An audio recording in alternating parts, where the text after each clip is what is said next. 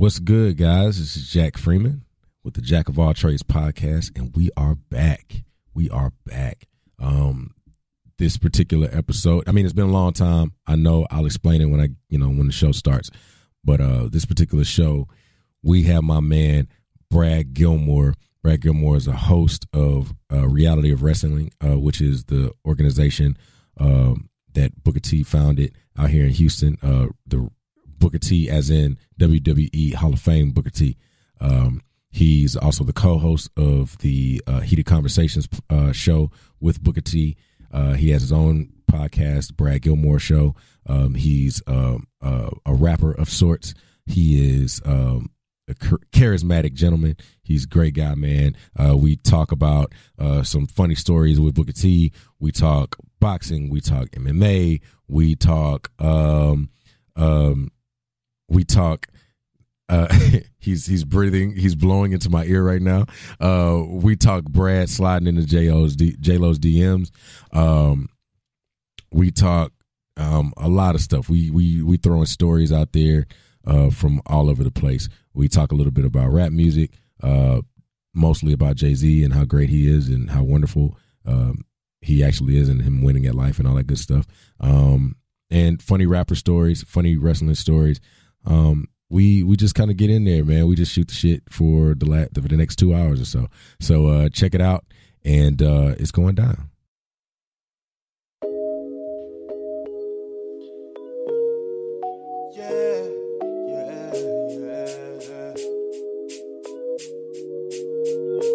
If you wanna ride, you better make up your mind and choose up.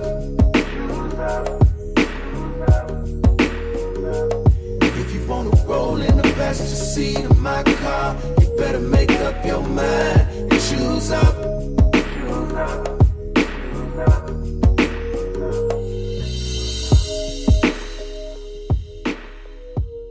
What up? This is Jack Freeman. This is the Jack of All Trades podcast, and we back. So first of all, I want to just give you an update on where the fuck I've been for the last 6-7 months.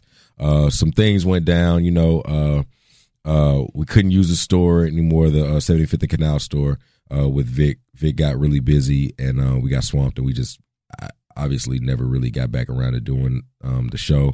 So I've been and also Brooklyn Athletic Club closed down. So we were no longer able to use Brooklyn Athletic Club. So rest in peace to Brooklyn Athletic Club, and shout out to Vic for helping me start the podcast and get it off the ground. So thank you guys for those of you who still might be listening. I appreciate it. And for the new listeners, welcome. This is Jack of All Trades podcast. We found a new location. I will not tell you where it is. We got in the building right now, I got my guy Ryan Rocket. I don't know if he's going to get on the mic today at all, but he's here. And he actually hooked me up with this wonderful space. And today, we got a special guest in the building. All my guests are special, but this guy is special because before I really knew what a podcast was, this guy pulled out my phone. You may not even remember this. He pulled out my phone. He said, "Yeah, I got a podcast." I said, "What the fuck is that?" And he pulls out my phone. He goes to the podcast app that I never knew I had on my iPhone. And he finds the podcast and he subscribes. And he's like, "Yeah, come do my show."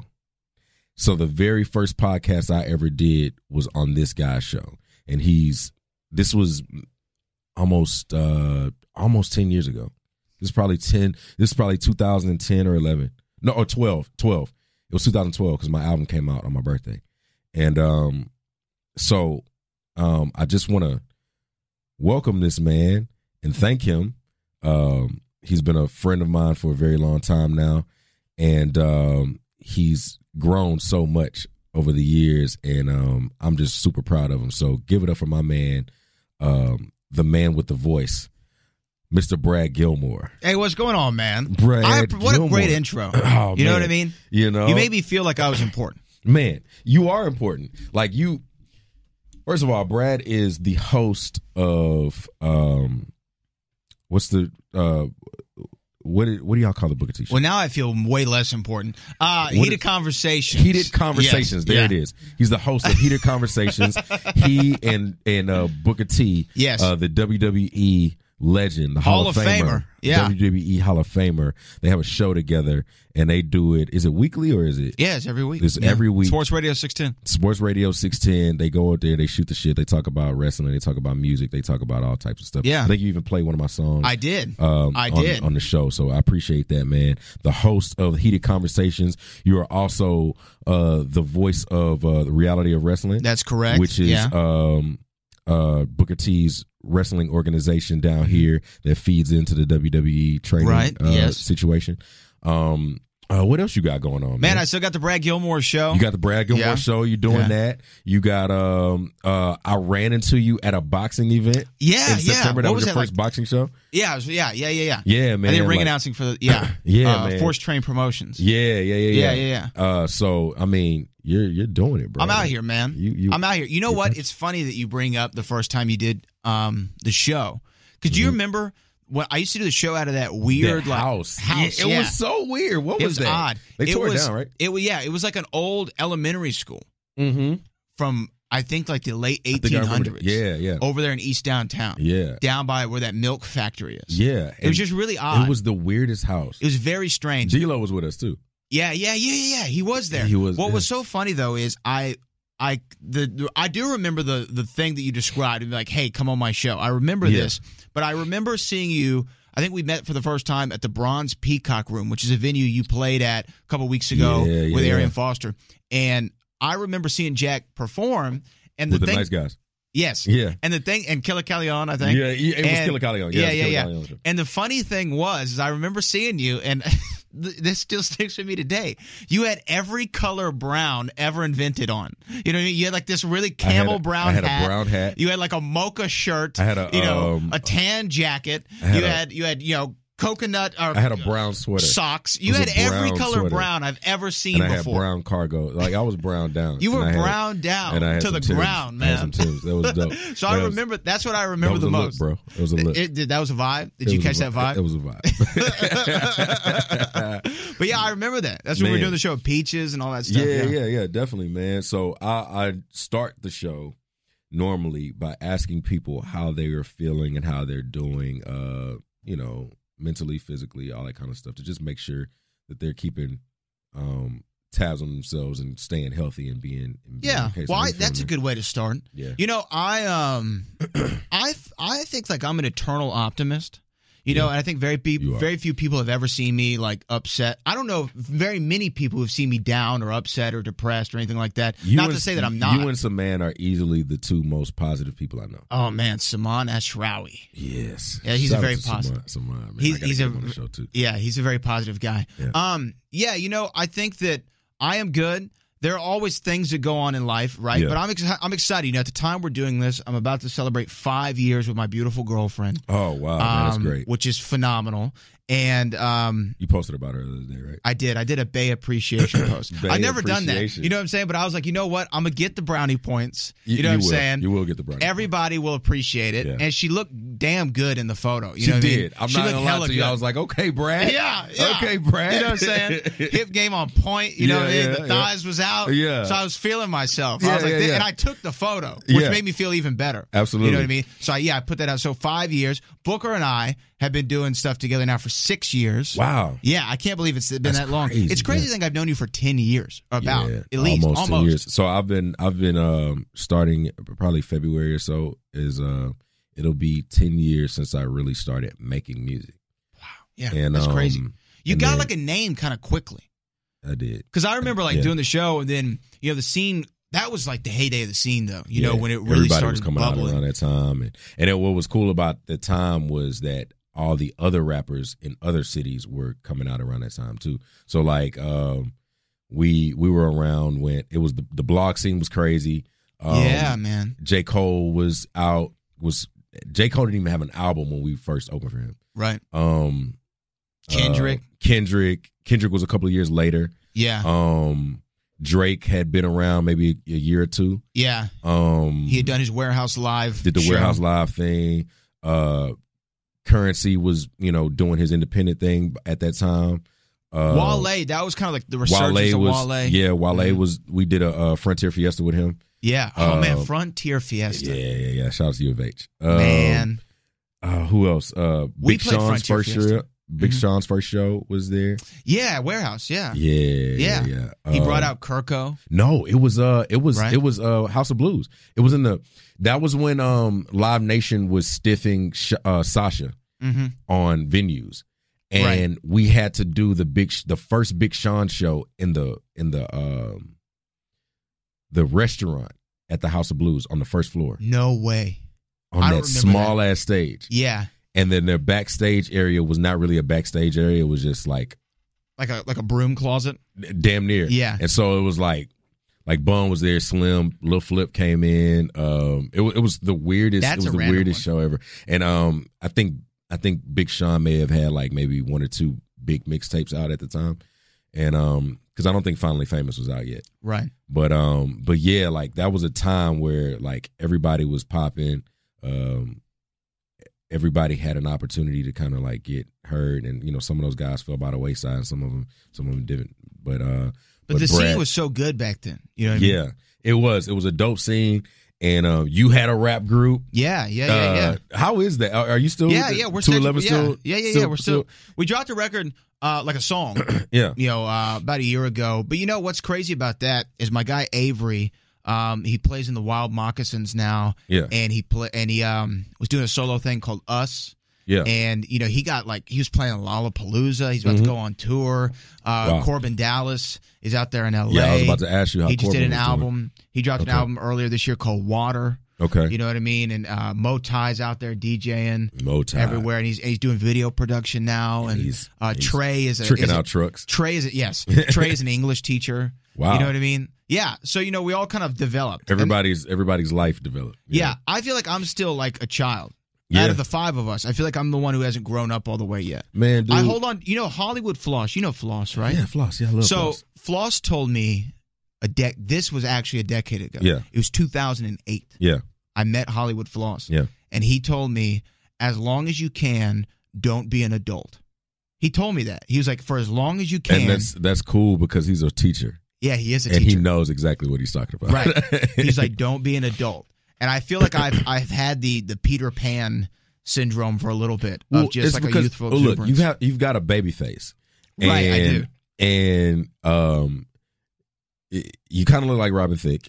Yeah, I have a similarity. You have a Scott Disick, Robin Thicke vibe going. Okay. Both get women. I like it. Yeah. You know what I'm saying? Paula Patton, Kourtney Kardashian. Absolutely. It's good company. Absolutely. So, like, I think what makes you I think what I've always admired about you is that you come into spaces and you respect the space, but you also are who you are. And so even in the opportunity, I think a lot of people are trying to be too cool a lot of times, and I think you just are who you are. And some people just are. Some people might think you're cool. Some people might think you're a lame. Whatever. Right. Whatever the case may be. Yeah. But whoever you are, or whatever it is that they think, you're just that, and you just embrace it, and you do whatever you want to do. Well, I think I would have to be like that, yeah. Especially back in the day. Here I was 16, 17, maybe even younger than that, going to these hip hop shows. Right, yeah. And, I kind of stood out. You did. You were the white guy with the slick back hair. Right. Right. So I stuck out, but like to be accepted by that, if I came up to those shows like in Supreme, with my fitted on, right, and some Jordans, I'd probably be looked at like, oh my God, this guy's trying too hard. So I think the only way Brad was wearing suits at like 19, and I was like, yo, I respect that. Yeah. I 100% respect that because, like I said, you are who you are. You would come into rap shows with suits on. Yeah. And like this is the most dressed down I've probably ever seen you. Yeah, and he's got on driving shoes right now. He's got on jeans, but he still has a blazer on because and a button up. It's his and a button up. That's his brand. Yeah. So I'm aware of that, man. So tell me, I remember Tawn P. You remember Tawn? Yeah, Tawn, I walked into, oh, crap. What was that in Midtown? Was it Check Other Outfitters? I think it was. Do you remember Check Other? Yeah, I remember Check Other. Tommy Bumps? Yeah. I remember I walked in there one day. That was a very short-lived show. Yeah, but I liked it. I enjoyed that place. I walked in there one day, and I never met Tawn, but she was like, oh, I recognize you because of the jacket and the hair. Yeah. And I remember that. I was like, oh, okay. Yeah, that's the one. Here we go. Like, I've watched from afar. We don't talk all the time, but we do talk. Yeah. And I just have admired that because, like, when I first heard you speak, I was like, this guy's got a voice. Like, he's a host. This is what, like, this guy's probably going to do this for, like, when I heard you, I was like, this is fucking Ryan Seacrest standing right next to me. and I don't even like Ryan Seacrest. Yeah. Like, but this, like, Brad is that guy. So I've always just been able to watch and look and see how you've developed your voice over time and use it for things that make sense. You know what I'm saying? And being a big wrestling fan that you are, I was like, oh, this makes sense that he would be on reality wrestling. And I think we talked about you maybe thinking about going up to WWE or something like that. If that's a goal, is that a goal of yours now? You know, I think if the opportunity presents itself, I'm all about whatever makes sense for me. I'm a real creature of habit too, which I think is sometimes to my detriment. Right. Is like I get comfy and I like things. Like I like the show, a book. I like reality wrestling.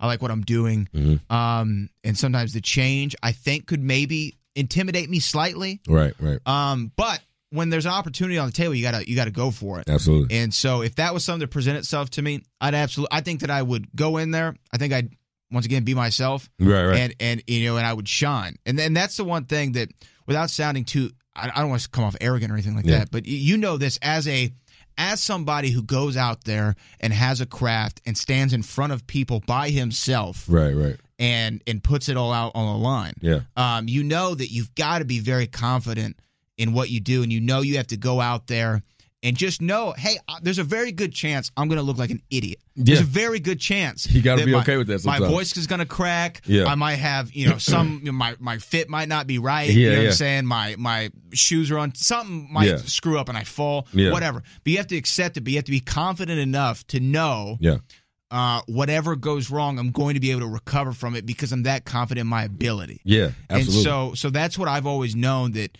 no matter what I do, I think that my presentation skills are such that I can, thrive in any environment. Absolutely. How'd you meet Booker T? So, okay, everyone does this. When you wake up in the morning, what's the first thing you do? You check your phone. You check your goddamn phone, right? Yes. And you go to your probably your big three. Now it's more of a big two. You pull up IG first. Yep. You see what thoughts were posting pics last night. You know what I'm saying? You don't double tap them, but you save them to the collection. Yeah. You know what I mean? And yes. And then you, I'm gonna get killed for that. Yeah. And then you, me too. And then you go to Twitter. You see what was the conversation of last night, and you look at the trending topics. You scroll through the timeline. So I did this, 5-6 years ago, and I scrolled through Twitter, and I saw, and I had been a wrestling fan, but I had fallen out of it. I think every young man is a wrestling fan. The Attitude Era was up to right. After up they to a lost point, you're a fan, and then you get interested in women, and you're like, I'm not going to watch men in underwear anymore, right? Right. I want to watch women in underwear. Yes. And so that's what the point I got to. So anyway, I'm on Twitter, and then I see something from WWE. Somebody retweeted it. I'm like, oh, man, WWE, I wonder what's going on. You know? So I just clicked to scroll through their timeline, and they posted something with Booker T. I'm like, oh, man, Booker T? Yeah. So the first wrestling show I ever went to was over there at the Toyota Center. Yeah. The main event was Booker T versus Rey Mysterio for the World Championship. Nice. That was the first event I ever went to. It was 2006. Yeah. And so I was like, man, Booker T was always the guy. He was from Houston. And every time they said Houston, I'd be like, that's my guy. I hated it when they were Harlem Heat. Right. Because I was like, nah, he's from Houston, bro. Come on. He's not Harlem. Yeah. Well, he has a southern accent. Yeah. He says y'all. Yes. So anyway, I saw Booker, and I'm like, okay, let me click on Booker's profile. Let me just see what he's doing. Yeah. And it said, hey, looking for announcers for my wrestling company. Email this guy, Paul Cook. And I'm thinking, I like wrestling. Yeah. At the time, I'm doing GMT radio. Right. You know, online radio. Yeah. And I'm like, you know, maybe there's a thing. So I sent an email to this guy, lied my ass off, and said I did, you know, local football and baseball games. I called them for high schools and stuff like that. Completely lying my ass off. Yeah. And I'm like, well, there's no way. It's not like they have like a search tool where they can look up anything that I did. Can't find me. Yeah. So I said I'm doing online radio, whatever. So I end up sending it in. And my group 2011, it was like 3 weeks later, we were doing some interview, and I got a phone call from a 323 number. Yeah. Which I was like, well, 323, that's California. Like, yeah. Who the hell's out here? Yeah. And, you know, I was, you know, maybe dating somebody over there. So I'm like, oh, do I really want to answer this phone call? Yeah. So I answered it, and he's this super southern sounding dude. Hey, there's Paul Cook looking for Brad Gilmore. And I'm like, yeah, hey, this is me. What's going on? I'm calling you from Booker T's Reality of Wrestling. You know, we got your application. We think you'd be great for the job. Can you come in tomorrow and meet with me and Booker? Yeah. And I'm like, yeah, absolutely. Yeah. So do the interview, wake up the next morning, and it's the second time it's happened. I've talked about it a couple times, but I got my second case of Bell's palsy the morning I'm supposed to go meet Booker. Jesus. And that's where half your face is frozen, right? Can't move anything. Yeah. So it's almost like, it looks like you almost had a stroke. Yeah. Do you remember JR, the wrestling commentator? Yeah. He had Bell's palsy. That's what it was? And that's why his face was kind of frozen. Yeah. So I had it the year prior. And so I'm thinking, damn, man, this is that sounds like some white people shit. I'm not gonna. Yeah. Oh, it's super white. Well, actually, Young Jeezy had it too. Did he? Young Jeezy had it. Yeah. Okay. All right. Yeah. Jeezy might be half for white. sure. He might be. Yeah. He sells the white. Oh, look at that snowman! Hey, Snowman! So anyway, right. yeah. I had that. So I go and meet Booker. Funniest thing is, so when you have this Bell's palsy, you can't blink, right? It takes every fiber of your being and every muscle in your body to flex and try to blink. Pause real quick. Yeah. I never knew this story. Uh-huh. So I'm really asking this because I wanted to know, but I also knew that this story was going to be epic. So keep going. Okay. So anyway, so to blink, you have to, like, it looks like you look crazy. You have to, like, do like that. Right? Like, you have to flex every muscle in your jaw and everything. So, like, every time you blink, you have to do that. Right. So, anyway, so I go to meet with Booker, and, you know, I walk in, and here's this mountain of a man behind his desk. Yeah. Right? Just huge. Yeah. And I'd already met the other people, like, a day prior. Right? Yeah. And I was actually in there with Alex Del Barrio, who used to work at 610. Yeah. And anyway, so I go in there, I meet with Booker. I'm sitting there. I sit on the couch. So his desk is like this, and I'm sitting like perpendicular to his desk on a couch. But the thing is, he had a fan on his desk that was pointed at the outward side of the room, not at him, at everyone else. Yeah. So this oscillating fan would turn slowly, and then it would stop there for like a minute, and then turn the other way, and then stop there for a minute. Yeah. So when it turned to me, I have this fan blowing right inside the eye that I can't blink in. So my eye, I'm now thinking, I'm not hearing anything Booker T is talking, this childhood legend of mine, right? Not hearing a word. Did you tell him you had Bell's palsy? I didn't. So I was just trying to think, don't blink because you'll look stupid in front of Booker T. So I'm just sitting there like, oh my gosh. Oh my, don't blink. And my eye has a fan shooting right in it. So it's watering up like crazy. And then a tear comes down my cheek. And I'm like, he's going to think that I'm such a softie and I'm the biggest mark in the world because I'm crying as he's talking about commentating, you know? And so finally, I go, damn it to hell, I can't help it anymore. And I blink. And I flex. I look like Hulk Hogan after he just won the world title. You know what I mean?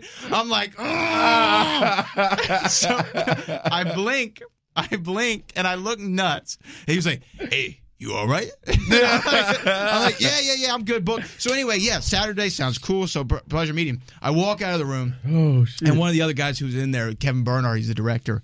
He came up to me, he said, hey, buddy, before you leave, I just got a question for you, you know. I saw you in there, sitting there, and do you have like Tourette's or something like that? Something I should know about? Oh, and I'm my like, no, man, I got like this Bell's palsy. It goes away. Don't worry about it. Now I'm thinking, okay, they're trying to let this guy off because they don't want me to have Tourette's and start cussing in the middle of the ring when I like have a microphone. Yeah. So anyway, I told him that, and then anyway, I went and did the show. I'd never done ring announcing before. Went and did it. Yeah. I did well enough to keep a job around there. And then Booker and I just, we I don't know what it is, because when you look at it on paper, we're completely polar opposite. But you guys really mesh well. But we just, for some reason, there's something about him. When we got together, we just clicked. Yeah. And I think it's because my time in the scene, being around, Slim, ESG, Bun, all these guys, people I grew up listening to. Yeah.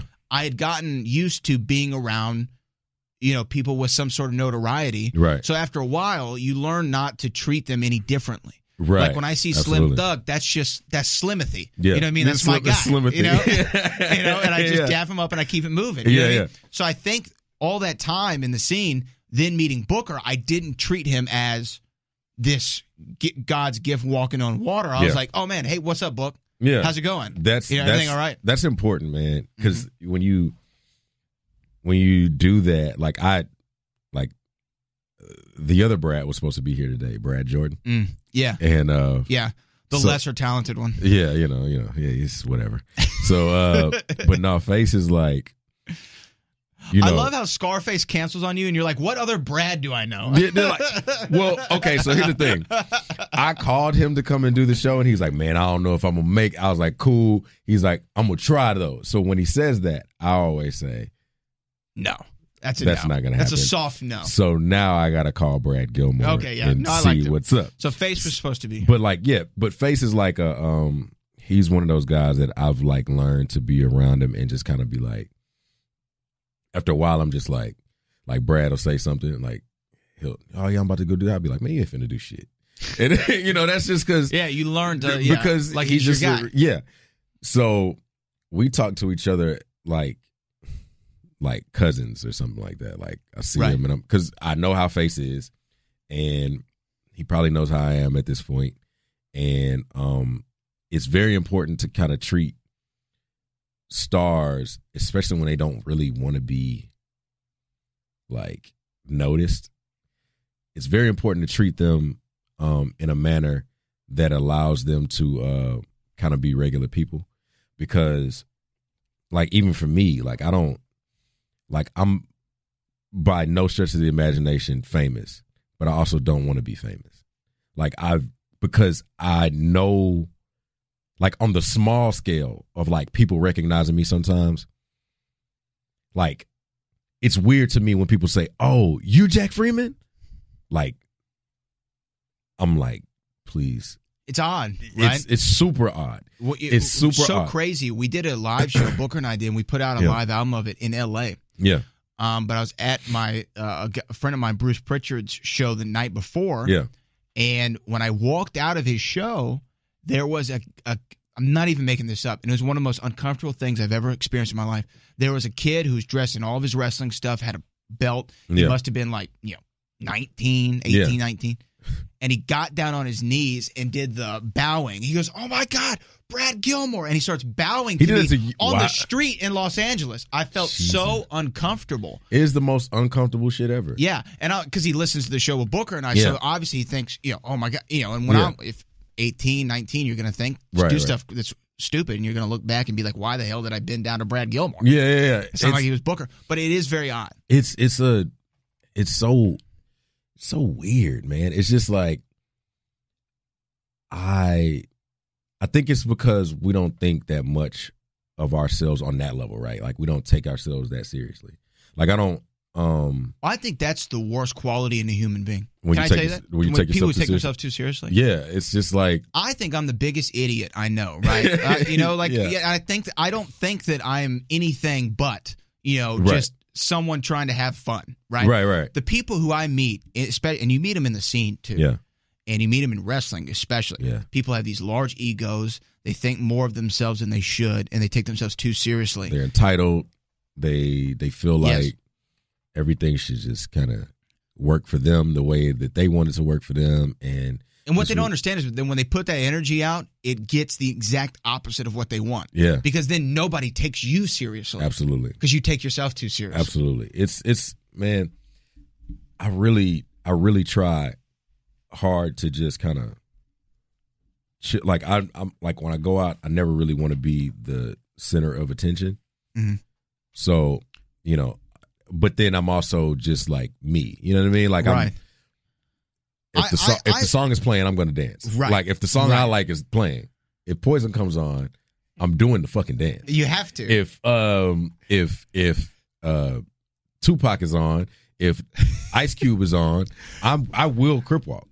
I will sea walk. If across international, well, I don't want to have any gang affiliation with you. If international players anthem comes on, I have done this before. Yes. I go up to whatever DJ is playing that, and whatever establishment I am, I say, "Give me your mic." give me your mic. I need that because I have to do this. I have rap. No choice. I have to rap this song. This is the greatest. That's the greatest rap song of all time. You think so? Yeah, I don't even think it's definitely close. one of the greatest. It's the greatest rap song of all time. I think. And all the love in the world to Bun and Big.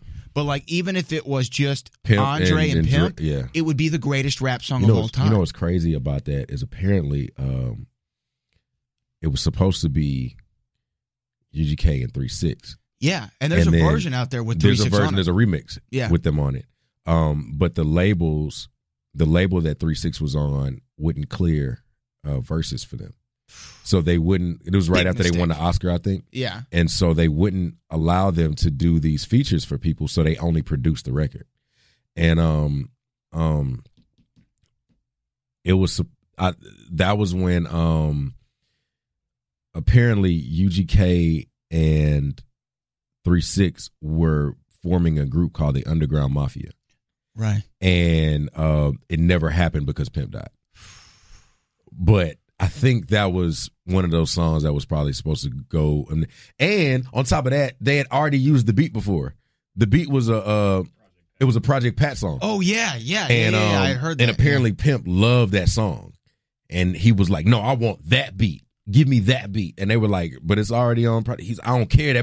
That song should have been way bigger. We're gonna do it again. And then they put out International Play. Like it's Pimp's verse. Yeah. Is one of the best. That's why I think it's one of the best rap songs of all time. I sing that song at my shows. Do you really? Yeah. Yeah. I do that verse wherever I am. That's like my go-to. DJ, play it. If I'm a host, I've done it several times hosting, and it's just for me. What's your favorite line?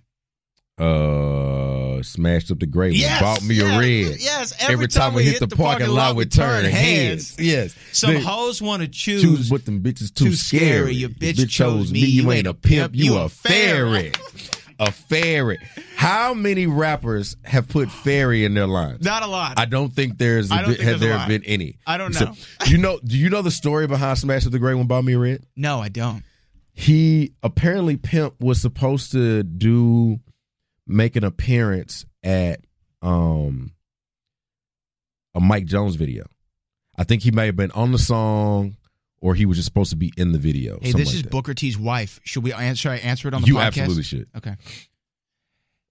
Hey, Sharmell, I'm doing a podcast right now with Jack Freeman, and I put you on speakerphone.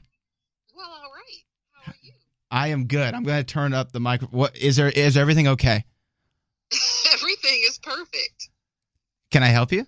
Well, why don't you call me when you finish your podcast? Hi, Sharmell. I'm Jack. Hi. Now, Jack. I will tell you, Jack Freeman has one of the most seductive voices of all time. He's a great singer, and he has a beautiful R&B album out now called Find. What is it again? It's called Define Love. I was about to say Find Love. No. Define Love.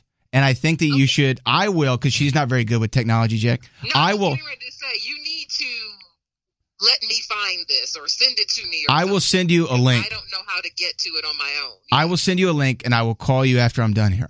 Awesome. All right. You have a great day. Right, I'll talk to you soon. You too. All right. Bye. Bye, guys. Shout out to Sharmell. So he smashed up the gray one. So he had just bought a Bentley, a gray Bentley. And he brought it to the set. So what I understand about Pimp is that when Pimp has cars in his videos, he has to have his car in the video. I respect that. So when they shot the Big Pimpin' video, they made them ship his car where they shot it. Where they shot it. Yeah. So he's on the set, and it was in Houston, and during the shoot, there was a high-speed chase going on, and the guy drove, I believe, through the set. Like, he drove through the set and he crashed into the Bentley. I believe that's what happened. He crashed into the Bentley. I don't know if it was that day or the day after, but he went and bought the red Bentley. I love that. Smashed up the gray one, bought me a red. Every time we hit the parking lot, we turned so heads. Good. I'm a choosy lover. Never fuck without a rubber. Never in the sheets like it on top of the cover. Money on the dresser. Drive a compressor. Top-notch hoes get the most, lot the lesser. Man. Come on. Trash like the fuck with $40 in the club.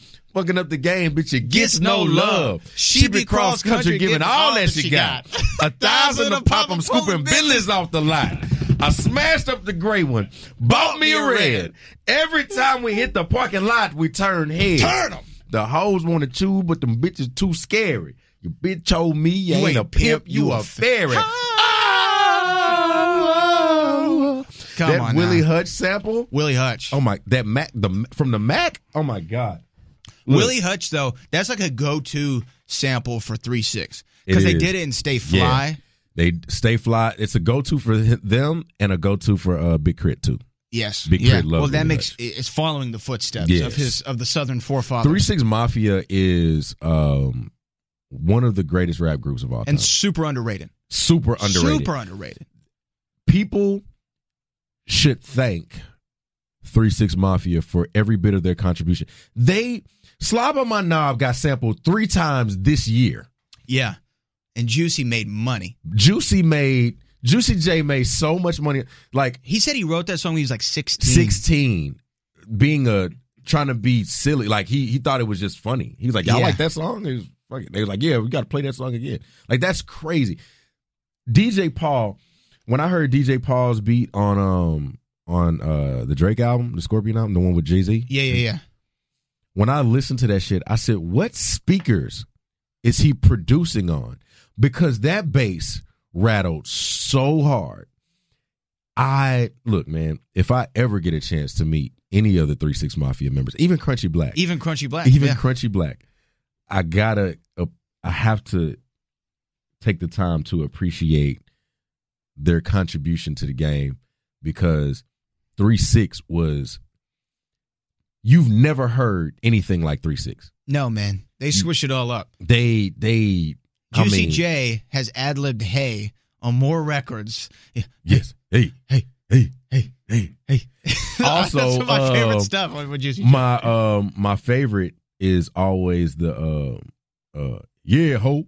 Yeah, oh, yeah. Yeah. Like when they throw that into the song, or Crit uses a lot. Is it yeah ho? Yeah, it's just the yeah oh. And you just also Who Run It is like one of the best. What about the Juicy J? Shut up! No, but like we look at him as comedy sometimes, especially Juicy J, because he's such a magnetic personality. Yeah. But like really, when you break it down, they've done some of the that era of crunk music. Yeah. That they kind of ushered in, in the Sitting Sideways and the Ride Spinners type records. I mean, that 05-06 that Houston did, and then what they did in Memphis and on a national scale. I mean, that really is what all the music today is based on. Yep. It's all based on that era. The hi-hats, the snares, the bass in it, all of it is based on that era. 3-6 used to scare me. Hell yeah. Remember they used to say they were devil worshippers. Yeah, like they used to, because their beats were just so sinister. I'm like, yo, what are these motherfuckers on in Memphis? Like, what are they doing? Yeah. Sipping on some scissor was like the craziest I remember sitting there when I was a kid. I was watching that on TV, like on BET. They showed the video, and that was before I knew what syrup was. That's before I knew what lean was, and they were just drinking out of these baby bottles, and I'm like, what the fuck is going on? And they just scared me, and I didn't really get. But as I got older, I was like, these motherfuckers are jamming, like super jamming. They sipping on some scissor might be one of the best Marvin Gaye flips I've ever heard. Yeah, it's gotta be that's a Marvin Gaye song. Yeah. Like it's got to be way up there. I'm trying to think of another one off the top of my head. That I don't know. But you're right. They were frightening. They were frightening because there was the weird devil worshiper rumors. And then Lord Infamous had the bone in his nose. Yeah. DJ Paul had the weird hand. He had the hand, and then Crunchy Black was just being Crunchy Black. His name was Crunchy Black. Yeah, and then when he did the dance at the end of Rod Spinners, I said, "Oh my God, I have to know this man." Who is this man? I'd have to know him. Do you remember the MTV reality show they had? Yes, that was the only reality show I even liked. It was so funny. They all lived in the same house. Yeah, Juicy J tried to go on a date with Kristen Cavallari in the show, and he takes his grill out on the table and wraps it in a dinner napkin. I remember that. What was the dude named Treese? Treese, Big Treese. Yeah, he told his girl, Big Treese, he said, can I touch your booty? Remember that? Can I touch your booty? He told his girl, can I touch your booty? Oh, man. I said this. This is a Brad Gilmore original quote. But I said, when you ever get down, and you just think that there's no way I can make it, remember that Juicy J has an Oscar. Absolutely. And I don't mean that even Juicy as a joke. J is... Remember that he has an Oscar, and anything is achievable. Has an Oscar. Big Treese. Can I touch your booty? Has an Oscar. Can I touch your booty? Has an. Can I touch your booty? Like they have an Oscar. 3-6 Mafia having an Oscar is like, it's like Cardi B being invited to like President Obama's house or something like that. Yeah, but like the closest thing to far that. Off, sir. But I could have seen that happen. Like Denzel he quoted Cardi B. When did he do that? It was an interview he did, and somebody said something about Cardi. He was like, "Yeah, I love Cardi B." He's like, he said, "Yeah, that song, he buy me whatever I want." He said, "Laurent, he's like, yeah, you think I didn't know that?" I was like, "Oh wow, like Cardi B is here now." Cardi, so her album, Invasion of Privacy, it came out. I really when liked I was that album. in New Orleans, and I was driving back. My girl and I were driving back from New Orleans. Yeah, and I was like, "Hey man, the Cardi album dropped. Let's listen." Yeah. It was so jamming. Like I didn't expect it. I was like, you know what? I like this. I like even the record with Chance. Yeah, the one with I'm Chance. living my best life. Yeah, I like it. When I heard that I like it beat I dropped. When I like it, I was like, oh, this is the next single right here. Yeah. Brother. She's shout out to Cardi B. Man. And she had, shout out to Cardi B. I didn't understand it at first. I didn't get it. I didn't get it either because I remember we have a mutual friend, Tay Mitch. I was at Tay Mitch's place and he was jamming Bodak Yellow. Yeah. And he was like, "Man, this is the song of the summer." And I'll give him credit. He was way early on it. He was real early on it. Yeah. And I'm like, "What?" And I heard it. I'm like, "I don't really get this. I don't vibe out to this." And then it came on somewhere I was at, and it hit me. Mm-hmm. Bodak Yellow hit me, and I was like, "Some songs you have to listen to in the got a element that bag it was and fix my teeth. Hope you hoes know that ain't cheap." Yes, I was like, "Oh, because wait, she spent good money on those teeth." And I want you to know. Yeah, I was listening to Joe Budden podcast the other day, and do you listen to the podcast? Absolutely. Yeah. So Parks was talking about Rory because Rory had a cameo on Love and Hip Hop. They were recording the podcast. I guess I don't watch Love and Hip Hop, so I don't either. So God he's bless like, you if you do. Yeah, So he goes, so since you were on Love and Hip Hop, does that make you? He said, does that qualify you for the Love and Hip Hop teeth? And he's like, the Love and Hip Hop. He's like, yeah, you go to Love and Hip Hop, and everybody gets new teeth. And so Rory said the same thing that I've been saying for months now. He's like, yeah, I'll get them, but like I gotta get them in like small or medium because like, look, you don't want a Tekashi situation. Let me tell y'all something, man. You guys are out here paying $50,000 for teeth that are way too big for your mouth. Right, they look like chiclets. I don't like it. Yeah, and your teeth look like a stack of dominoes. And I'm here to tell you that they don't look natural, and it's not cool. They look like piano keys. Your mouth looks like a piano. And I'm just saying, if you're going to get new teeth, get the mediums. Don't get the larges. It's a bad situation. Just don't do it. I think that's great advice for any surgical procedure. You know, get the mediums. Get the medium. You know get the medium. Get the medium butt. Yeah, get the medium ass. Get the, you know what I'm saying? Get the medium ass. We don't, make it look like 2 holiday hams, not like 2 Thanksgiving turkeys. Yeah, you know what I'm saying? let's not go overboard here. Okay? We don't need that. That's a good segue. So, how do you feel about? Look, we're just shooting the shit. We don't have a script. Yeah. Okay. Yeah. How do you feel about the surgically repaired ladies in social media? Okay. So I feel 2 ways about it. Okay. First of all, and I do mean this, and this sounds like a PC thing to say, and I don't mean for it to be, but right.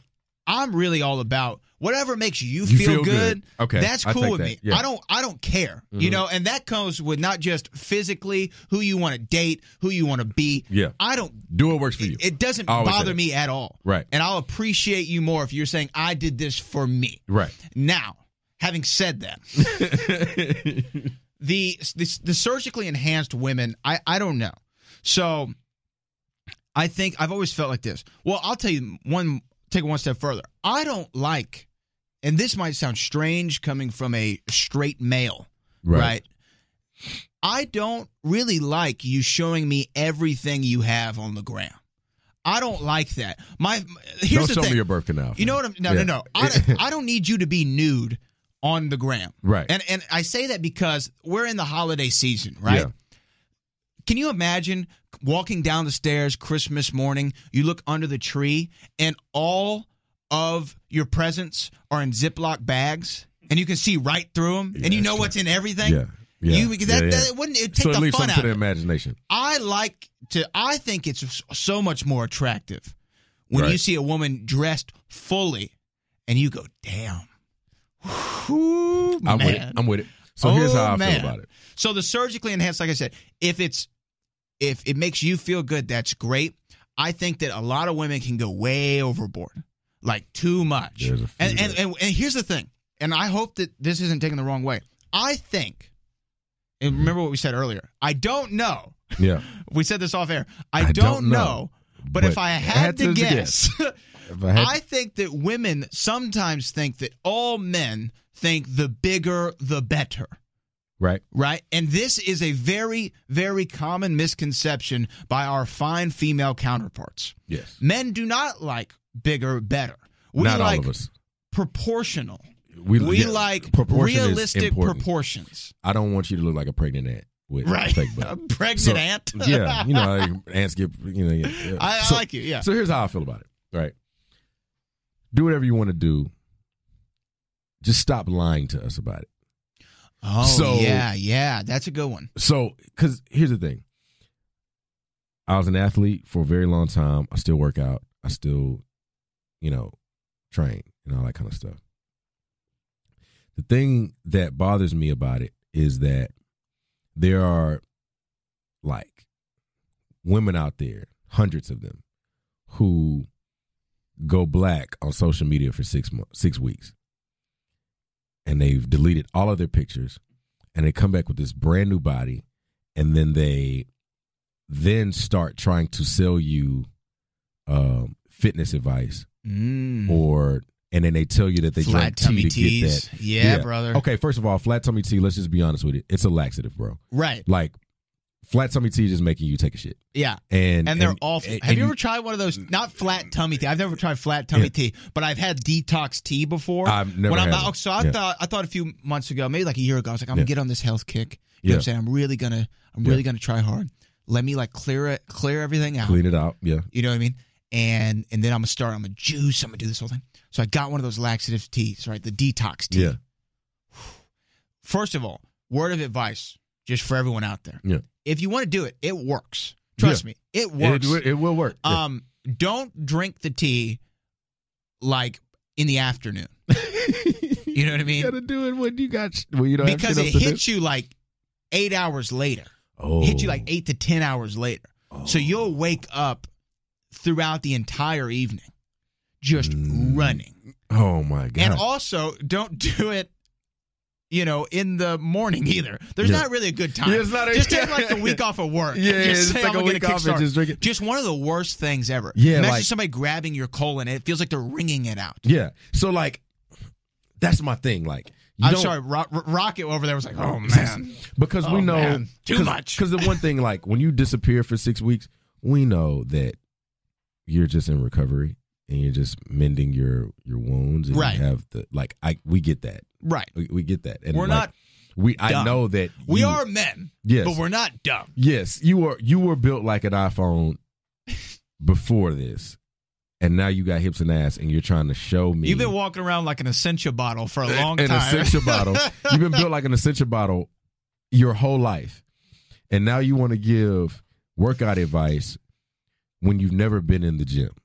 Right. And what it does for me, I think the key part of that bothers me is that there are actually women out there who really are into that fitness lifestyle and really work very hard on their bodies, and those are people that you should probably take fitness advice from, but they're not a lot of times, because the woman over here who just deleted all of her pictures from the last 10 years, whose belly button is sideways, is trying to now tell you how to get a bigger ass. Right. But, like, you forgot the part where, all you really need is a good doctor, right? So that's the part. The other thing about surgery that I don't understand is that why doctors only know how to make one face. Like, all of the ones that get the face reconstruction, whatever, they all look like I guess Kim Kardashian or something like that. Yeah. They all know how to make one face. There's that Larsa Pippen looks like. Yeah. It's the drawn in kind of high cheekbones, kind of drawn in cheeks a little bit. And those lips that don't move. And the lips that don't move, yeah. Yeah. And the forehead that's very stationary. It's an odd situation. Yeah.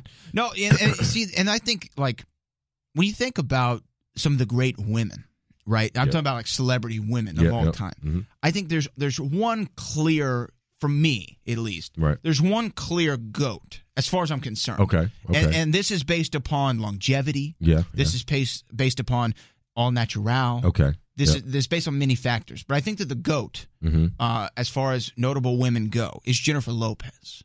J-Lo is I think it's a strong GOAT. She's 50. Yeah. She looks 27. I would also say Halle Berry.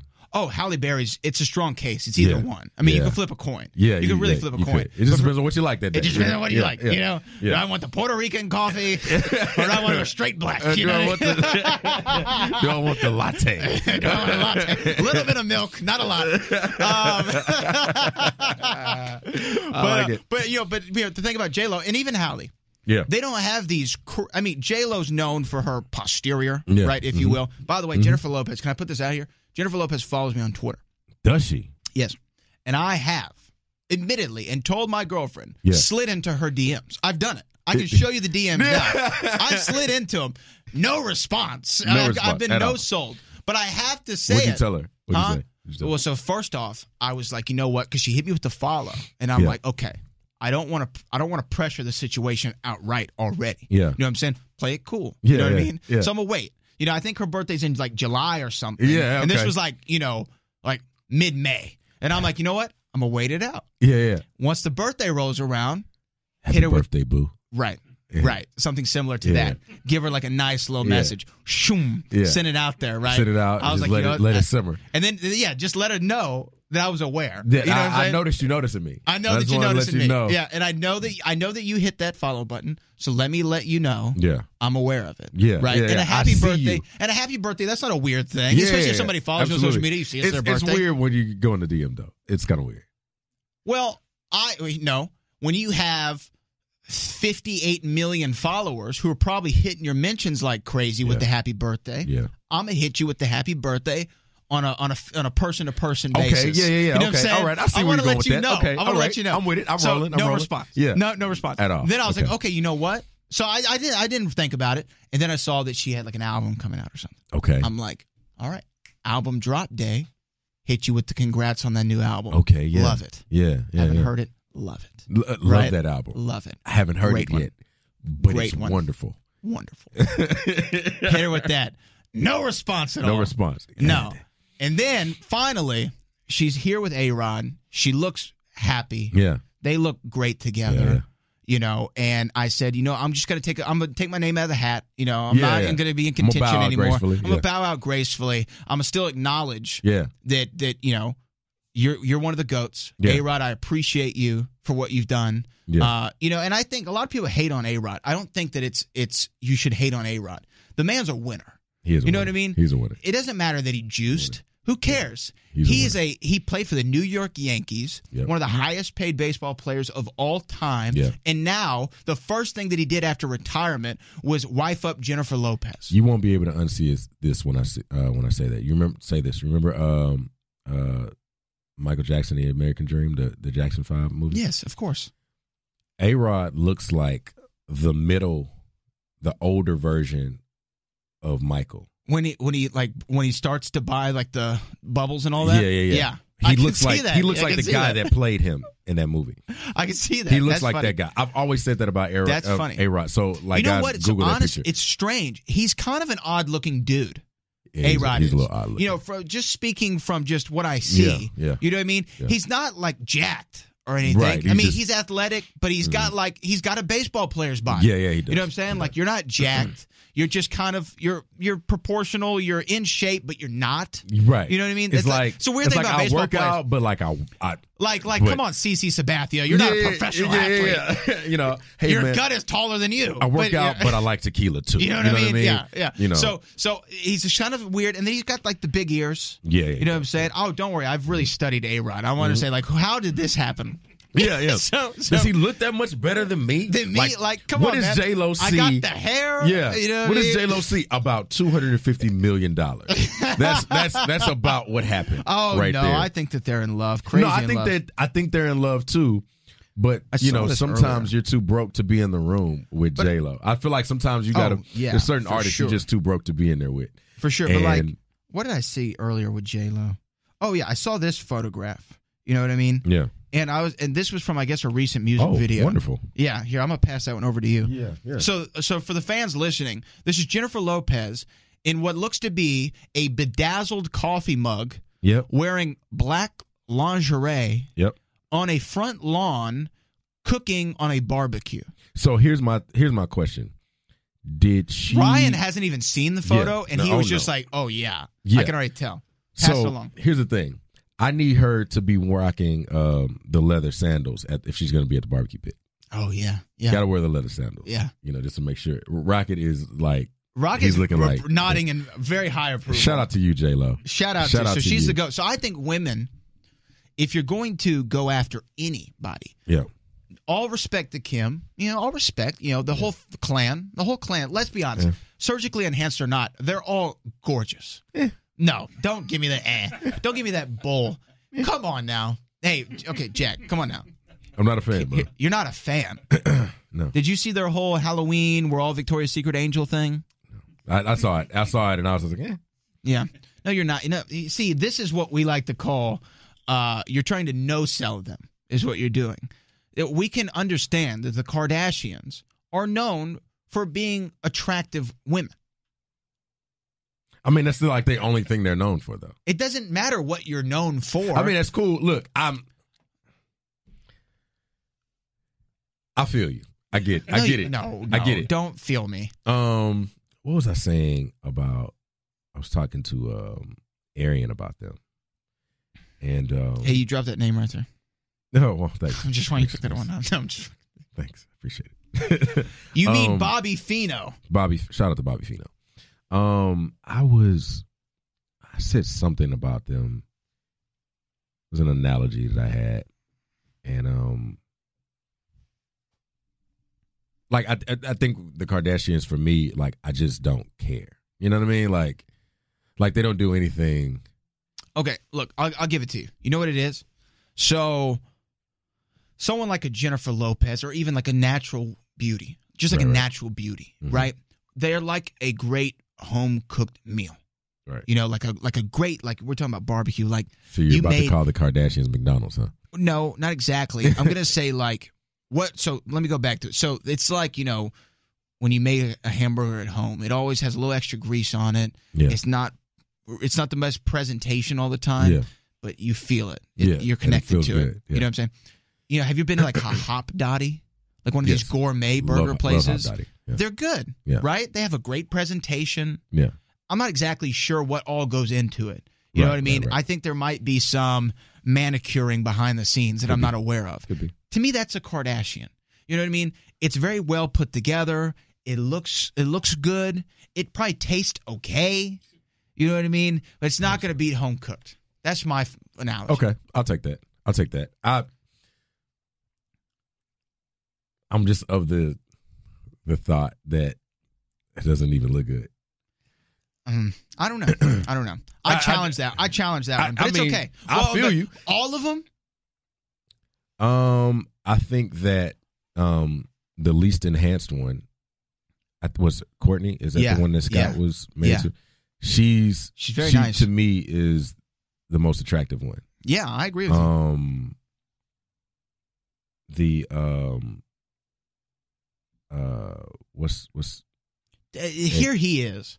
Acting like he doesn't know the names. No. You know I'm trying to think of it because like the younger, Kylie, Courtney, Chloe, Kim. Kendall and Kylie, they're the younger ones, right? Like, yes, they both look great. Yeah, they both look great. Shout out to Scott. I think Kylie looks like the hormone monster. The what? The hormone monster. I don't know what that is. Big Mouth. She look. I don't. Whatever is enhanced. I'm not into it. Like I said, if she feels good, that's great. I think Courtney is the most attractive one. I think here's the thing. I think Kim's been around for so long that she can still be appreciated. Trust me, she can still be appreciated. I mean, I'm sure a lot of people appreciate her. Yeah, I'm just not. You're not very appreciative. I'm just not into it, and I'm just not. That's just not my thing. I mean, that's fine, but there is something strange about the family, and I hope that Travis Scott is the one that breaks the curse. Right, because the men who are surrounded by that family do tend to go a little loopy. I mean, well, Travis is already kind of a loop. Well, he's out there, but he's an eccentric. You know what I mean? Yeah. He's like an eccentric. I don't want him to go the way of the men who came around in the past. Like Ye, like Lamar Odom, like Caitlyn, Stephen A. Smith, who was on crack. That's so fucked up. But I think that Travis had. Here's the thing. I was kind of late to Travis too. I didn't know. When I first heard it, I'm like, what the hell is this? I like Days Before Rodeo. Yeah. That was my yeah. But I liked the Astroworld album. Astroworld was dope. It was dope. Astroworld and I think for some reason, could you remember a few years ago? He and Slim got into that Twitter altercation. Yeah. Do you remember this? Yeah, I remember that. And Slim was pretty much like, or Travis was like, hey, man, none of the OGs put me on or something to that effect. Right. They've since made up. Mm-hmm. It was something like that. Mm-hmm. And I remember seeing that and being like, man, I've been out in this scene for a minute. Never seen Travis. I never saw you one time anywhere. Saw Travis. Yeah. So I had a inherent, I was there and you weren't biased against him, I think. Right. And then finally I had to be like, you know what? It doesn't matter if you came up the way I did. People like to argue about Travis and like, oh, he's not really from Houston. He doing this, blah, blah, blah. Okay, so here's the thing. Being two people that have been here on the scene for the last 10 years or so, a lot of things can be true here. So, for one, Travis's family is well known in Prairie View. I believe his like grandmother or something like that was worked for Prairie View, like a teacher or something like that. Much like kind of like DJ Premier. DJ Premier's mother worked at Prairie View. I believe he went to Elkins. I think so. Elkins High School, which is Missouri City's Sugar Land. He's definitely from Houston. I'll never take that away from him. But to your point, when we were coming up around when it was Nice Guys and it was D-Lo and it was Doe Beezy and it was Propane and Doe Man and Fat Tony and all of these guys, like, he wasn't on the scene with us. And I believe that that's because he was living in Atlanta at the time. I think he had moved to Atlanta or something like that. But no, he wasn't on the scene with us. He didn't come up. He was not in our class. Right. Like, he did not come around with the, like, I remember even meeting Maxo Cream, like, later on, but, like, kind of in that same time frame. Maxo was around. Maxo was around. Yeah. Absolutely around. Yeah. We didn't see Travis. That's not saying that Travis ain't H-Town. He ain't, that's not saying any of that. But I think I see a lot of people argue about that on. I think he's Houston. I don't really care. I don't get caught up in it. Like I said, I had a bias at first, and I kind of dropped it. I'm like, well, this is stupid. And I think much of his ascent has a lot to do with him being in Atlanta at the right time. Right. And which is fine, because you got to think about it. There's a lot of artists from here that had to move to go and blow up. Brian Michael Cox has been in Atlanta since like 96. Right. He probably would not meet Jermaine Dupri if he still lived in Houston. Right. You know what I mean? So, a bunch of the guys who go out to the LAs or the Atlantas or the New Yorks. To an extent, Beyonce moved. You know what I mean? Like, it's like, you're not going to meet a lot of people that went to school with Beyonce.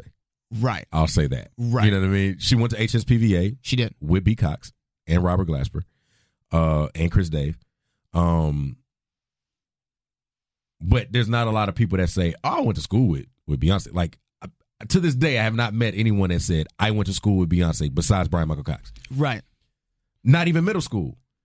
Like, I don't know what middle school she went to. Not saying that she ain't Houston and that she ain't, because I think what it boils down to is that rap, for one, is one of those things where where you're from matters to a lot of people. Yeah. So that's why I think rap and country are actually like more cousins than people realize. Very much so. Very much so. They have their own colloquialisms, their own slang that are the storytelling, all storytelling that are inherent to their absolutely territory. It does.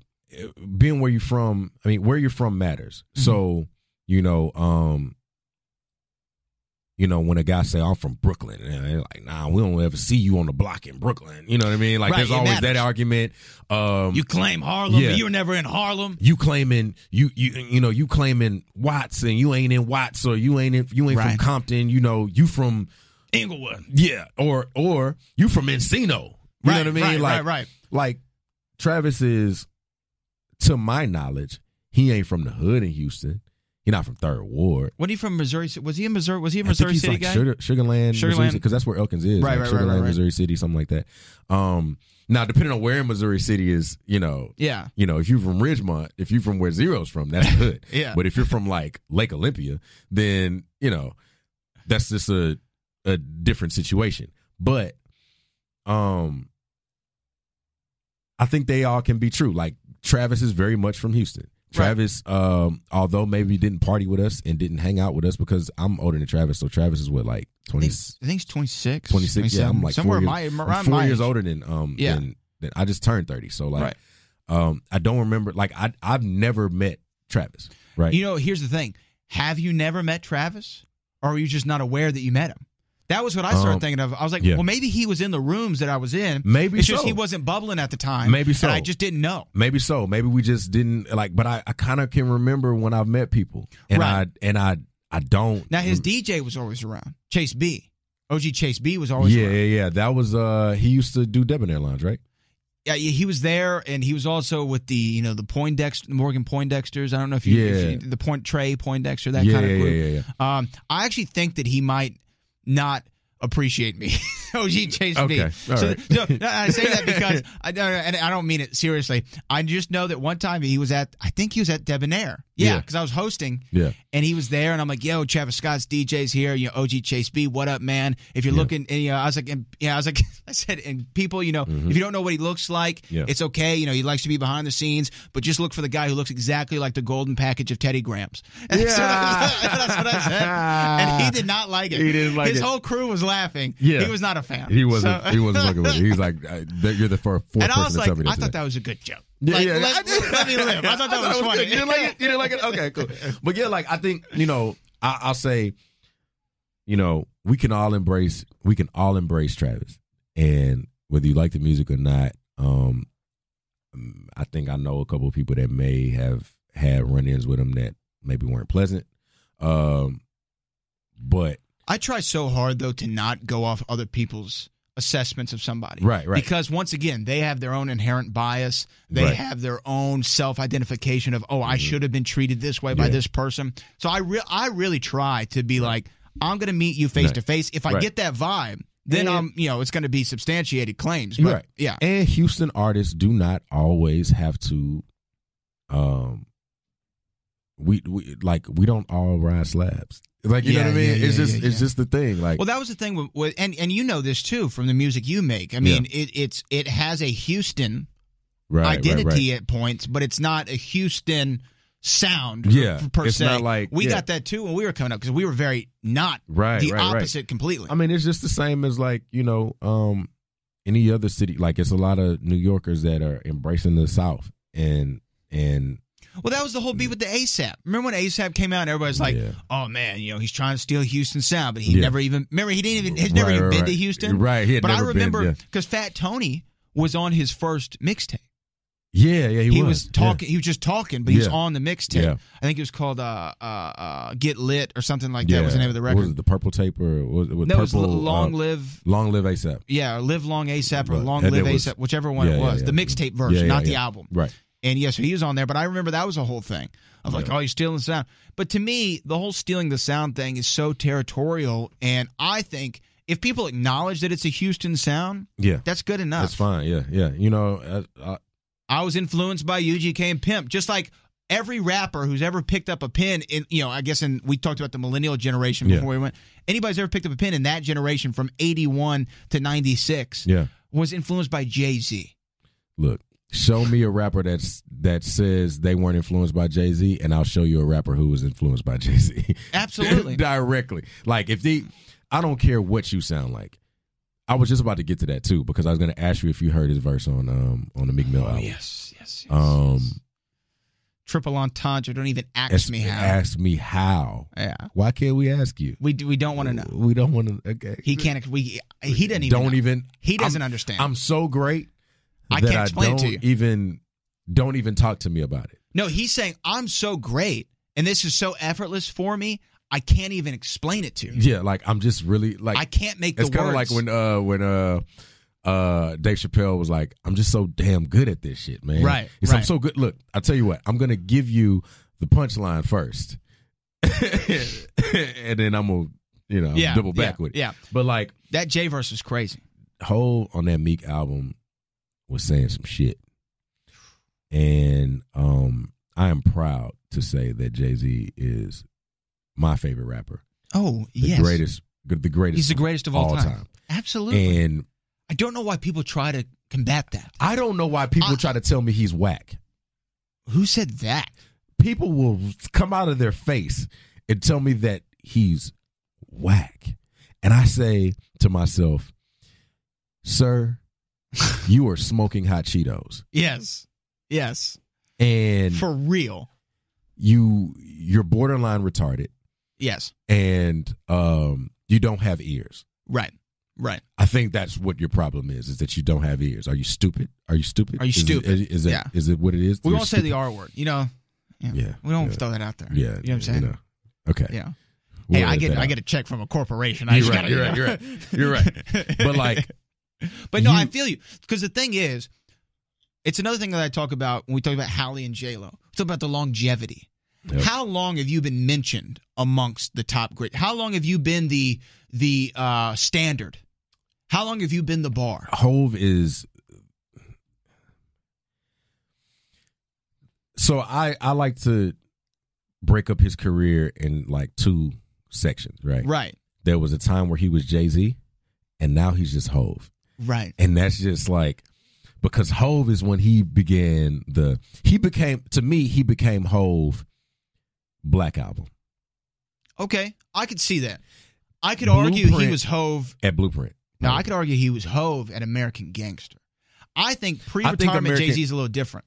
I think American Gangster is his best album. I think it's up there for me. It's way so up there. I think that it's hard for me to put any album above Blueprint. It's really hard for me. Okay, so Blueprint to me was when he was calling himself Hove, but he was transitioning into being Hove, right? So then Black Album. So then Black Album was like, okay, boom, this is me. I'm Hove. But then I'm going to retire. I'm going to go home and chill for like a year and a half. Right. Or 2 years, or however long he was going. His album was like 03 was Black Album. I think 06 was Kingdom Come. Yeah. And then Kingdom Come drops, and I liked Kingdom Come. I like it. I don't love it as much as I wanted to. Kingdom Come was maybe... It's got records on there that people sleep on. It was his 20-point game amongst his 50-point games. It was like when Michael came back to the Wizards, and he was like 40. Yeah. But he was still getting 20 a night. He averaged 20 a game. But it was like... He averaged 20 a game. It wasn't the same Mike. He gave somebody 50 points. I think it was Right. Shannon Anderson. I think he gave Shannon Anderson 50 points. But like, Reasonable Doubt through Blueprint was Jay-Z. Raw, uncut Jay-Z. Even up to Black Album, Jay-Z. But damn it, this last 10 years or 12 or... You can go from American Gangster to now. This is the greatest. Like, his whole body of work makes him the greatest rapper of all time. Yeah, and the people have this argument of Jay-Z's never been the hottest rapper at any given period. Right. People say, well, no, at first it was Nas, then it was DMX, then it was 50, then it was M, and a lot of that has to do with sales. Right. Like, a lot of that has to do because Jay-Z didn't have a number one song until Empire State of Mind. I did not know that. Yeah, like that was his first number one song on Blueprint 3. He never had a number one single. Yeah.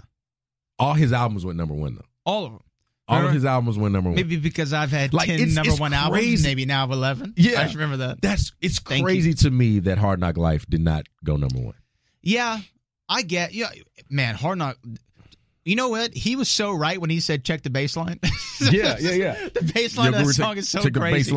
That song is so crazy. But, I think you're right about Jay, just all the stuff. And people, if y'all didn't think that 444 was one of his best albums. Oh, my God.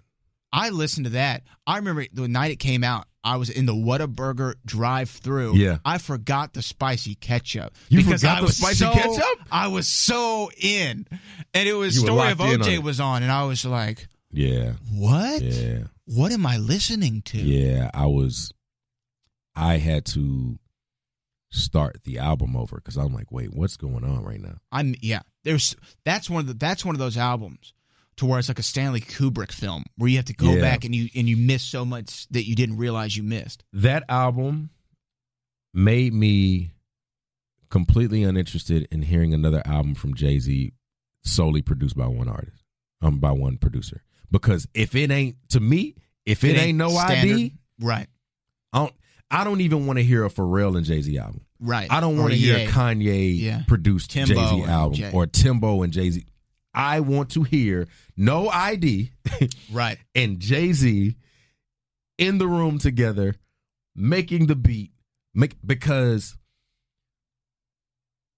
it's something to be said about producers that capture they capture who you are and bolster like what they like. To me, one of those times was Kanye producing Common's album, the B album. That to me was one of those times. It's just like, I know what this guy needs to be doing right now, and if he just trusts me, I can give him some shit.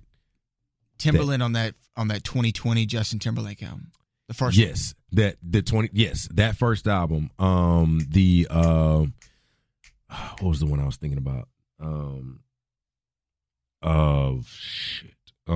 There was whose album was it?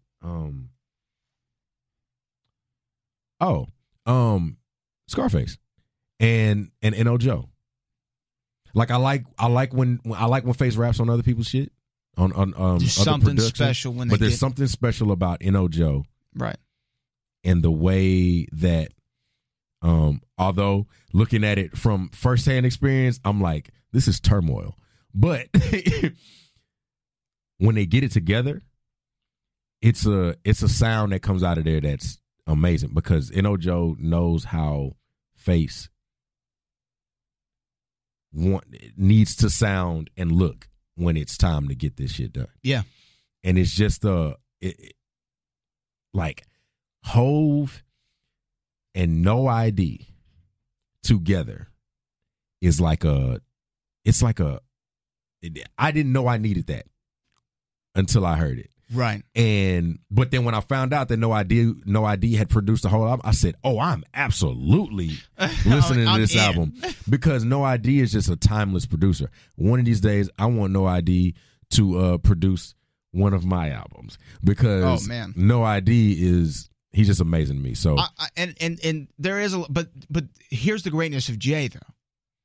Is he can lock in and do a whole album with No ID and it's a classic album. Yeah. But then he can lock in with your favorite producer and jam and bust out a classic, whether it's Pharrell, Timbo, right. Ninth Wonder, yep. Even the records that Eminem produced for him, Moment of Clarity, Renegade, Kanye, anybody he's ever gotten.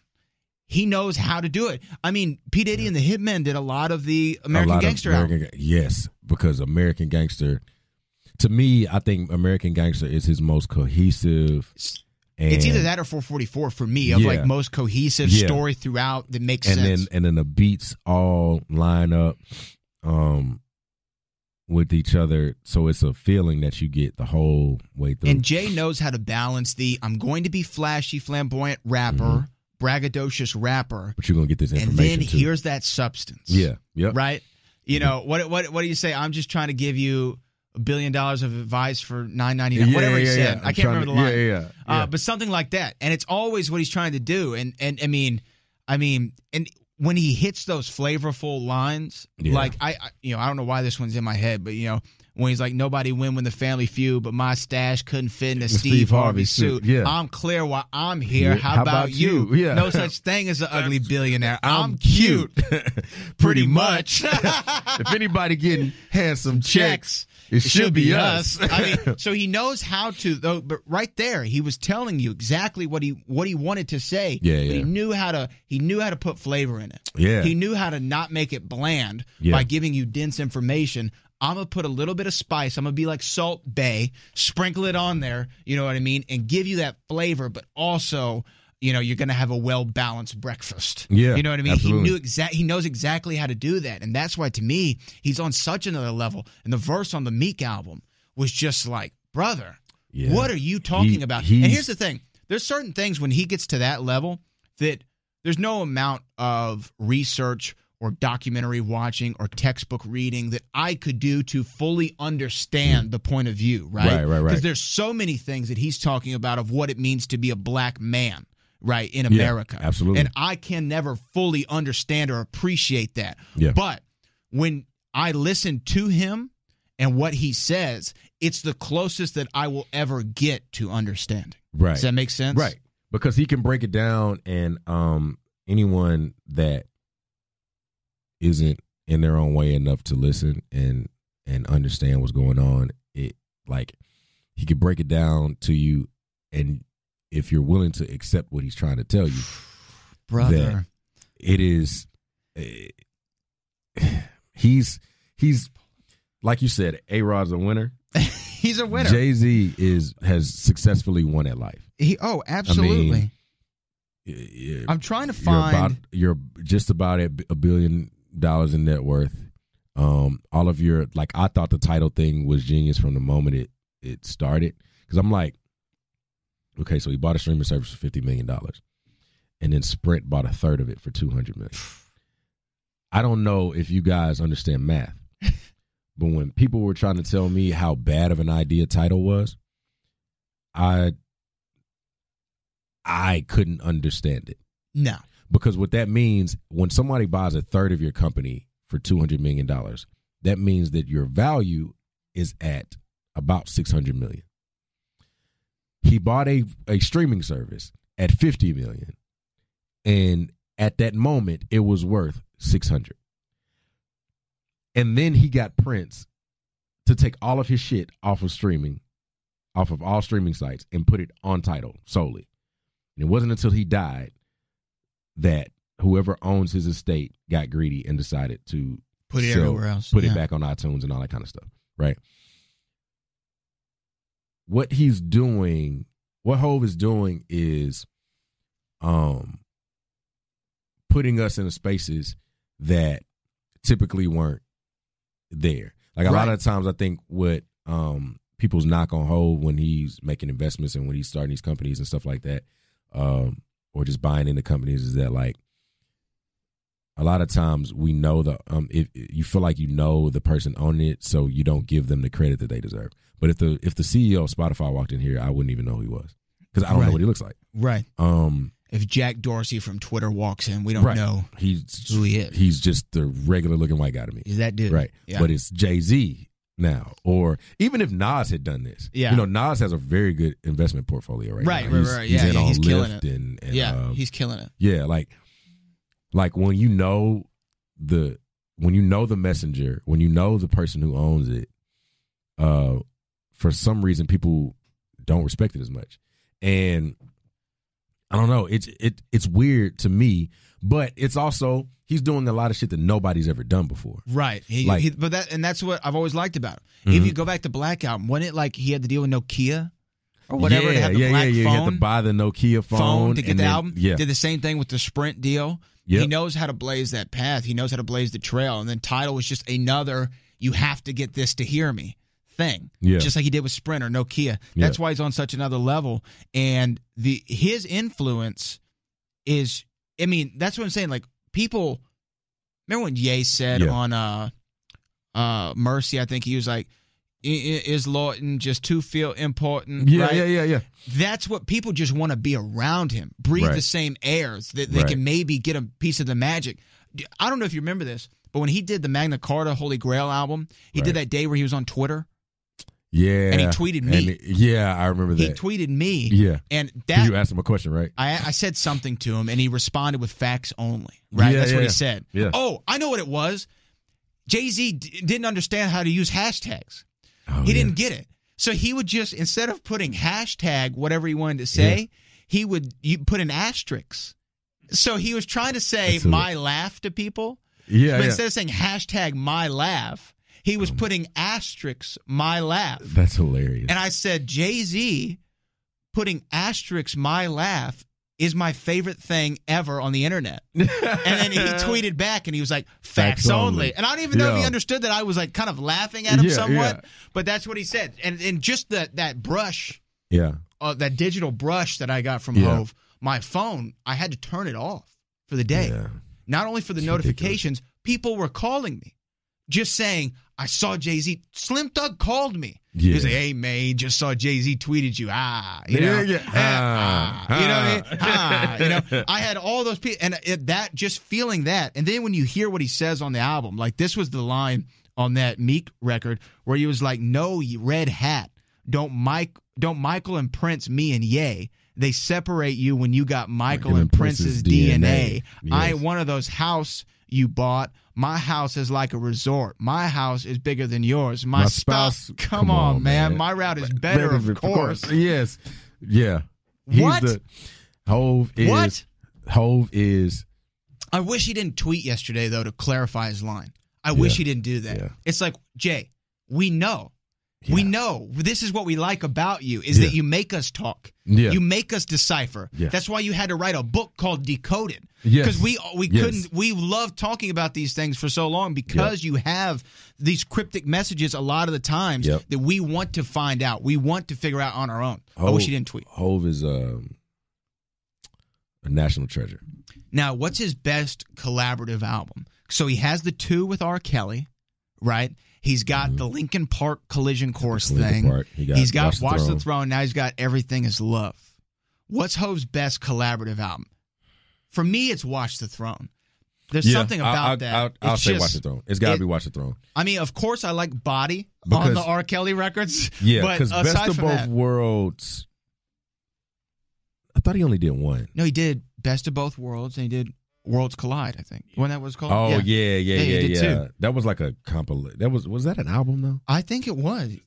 Yeah, it was just not good. It was not a good album. That was also because we found out R. Kelly was out here. R. Kelly's a strange situation. Children. But it's still, no matter what, and this is probably odd to say, no matter what R. Kelly does for the rest of his life, if Ignition Remix comes on, everyone is smiling. There's nothing that we can do about it. You know? It's like a old Bill Cosby joke. I don't know any of them, but if there was one that your parents liked, I had to give up on R. Kelly, man. You gave up Ignition? Yeah, Remix? like when I hear it now, I'm just like, you don't bounce? No, man, I have to. Look, I can't help it. R. Kelly is a piece of shit. Oh, he's a horrible human being, and he's an amazing artist, right? But he's like, I can't do it. He's terrible. He's a terrible person. But I have tried because, especially in the Me Too era, a lot of our. I mean, did you hear about Neil deGrasse Tyson's under investigation for sexual misconduct? What did he do? I don't know. National Geographic is investigating him for sexual misconduct. I don't know that's what I heard. That was according to CNN or Fox or one of them. Yeah. But, in this era, it's hard now because I used to think Kevin Spacey was one of the greatest actors. House of Cards. Kevin Spacey is an amazing actor. So many things that he's done that I love. Yeah. And I saw the other day, I was on TBS or something, and Fred Claus, the Vince Vaughn movie about he's the brother of Santa Claus was on. Yeah. And Kevin Spacey's in the movie, and then I had this thought of like, oh man, whoa, it's kind of weird to see Kevin Spacey. Yeah. And then I thought to myself, it's like, still, because there's been a lot of artists and people who we even look up to still to this day who are really terrible people. Like, even if you go back to Christopher Columbus, which we celebrate his day, he's kind of a big asshole. Fuck Christopher Columbus. You know what I'm saying? Right. Yeah. So it's like, but we still celebrate him, and he's still looked at as this figure who They celebrate Christopher Columbus for not having a damn map. Yeah. This looks like India. Yeah. Oh, look, Indians. No, you idiot. But I say that, I guess Here's some blankets. I guess what I'm trying to say is, I'm trying, and I'm not saying I'm succeeding at it, but I'm trying to separate the art as much as I can. Yeah. Right? Yeah. Because people are still going to talk about the Huxtables and how much they love the Cosby Show, even though he seems to be another terrible human being. Yes. And there's so many of them now. And I think what it is that with Bill, the thing about Bill was that we loved Cliff Huxtable. But we didn't really know Bill Cosby. Right. And but here's the thing, man. We all still listen to Michael. Yeah, and he had a case and he was adjudicated, whatever. Yeah, and then they found out that they lied the whole time after he died. Like, they found out about that shit. So Mike, very well, it could have gone either way for Mike. Right. It really could have gone either way for Mike. I was just talking about this last night. Michael Jackson sold 33 million copies of one album. Yeah. And counting. Right. Because his stream numbers are shooting through. Michael Jackson made $100 million this year. Michael is, by all accounts, the anomaly of the music industry. Oh, without a doubt. The reason why I say that is because even as great as Prince was, even as great as the Beatles were, as great as whoever, the Jay-Z, Beyonce, Elvis, whoever the hell, yeah. Every single Michael Jackson album went diamond and counting. Yeah. Like diamond like 3 times. Yeah. 4 times. Yeah. Like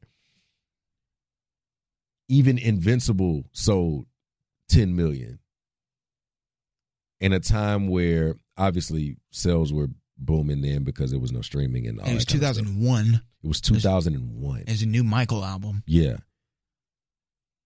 And He then had some records the on that. album before that was History, right? I think it was History. 97, yeah. Which Shaq is on, by the way. Yes. And he did the song with Scream with Janet. Janet.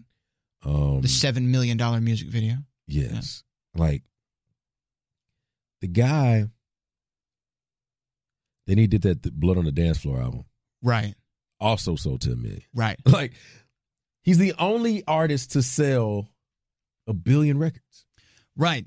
But then there's this really odd side to the man that we He was an we choose oddball. to ignore, though. He's an oddball. We ignore it. But I think Michael was the first case study in how becoming a child star really can fuck up your trajectory as far as like how you become a regular person in life. Well, I think about it, and for a while it was like this with him, but it is the holidays. My favorite Christmas movie of all time is Home Alone.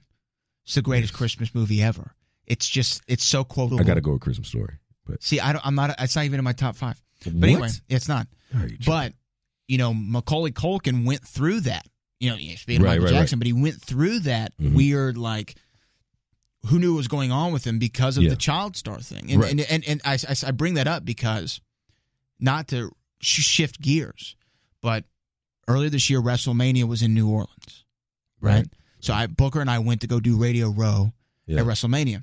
So in New Orleans, and we went to the convention center, but you had to be there like 5:30 in the morning. Yeah. Right, because it was going to start at 6. So I got there like 5:15. I got this big ass bag of all my audio equipment. Yeah. I'm setting it up, and since it was Booker, there was like the ring there, and there was like 4, like I guess VIP type radio shows. Yeah. So there's a guy named Sam Roberts who does Jim and Sam. There's Rosenberg Right, over yeah. here doing his wrestling show, and then there was another one across the ring from me, and I didn't know who it was. I didn't really care, but a friend of mine, Johnny LaQuasto from L.A., he walks over to me and we're talking, and he looks across the ring. He goes, "Hey, who is that over there?"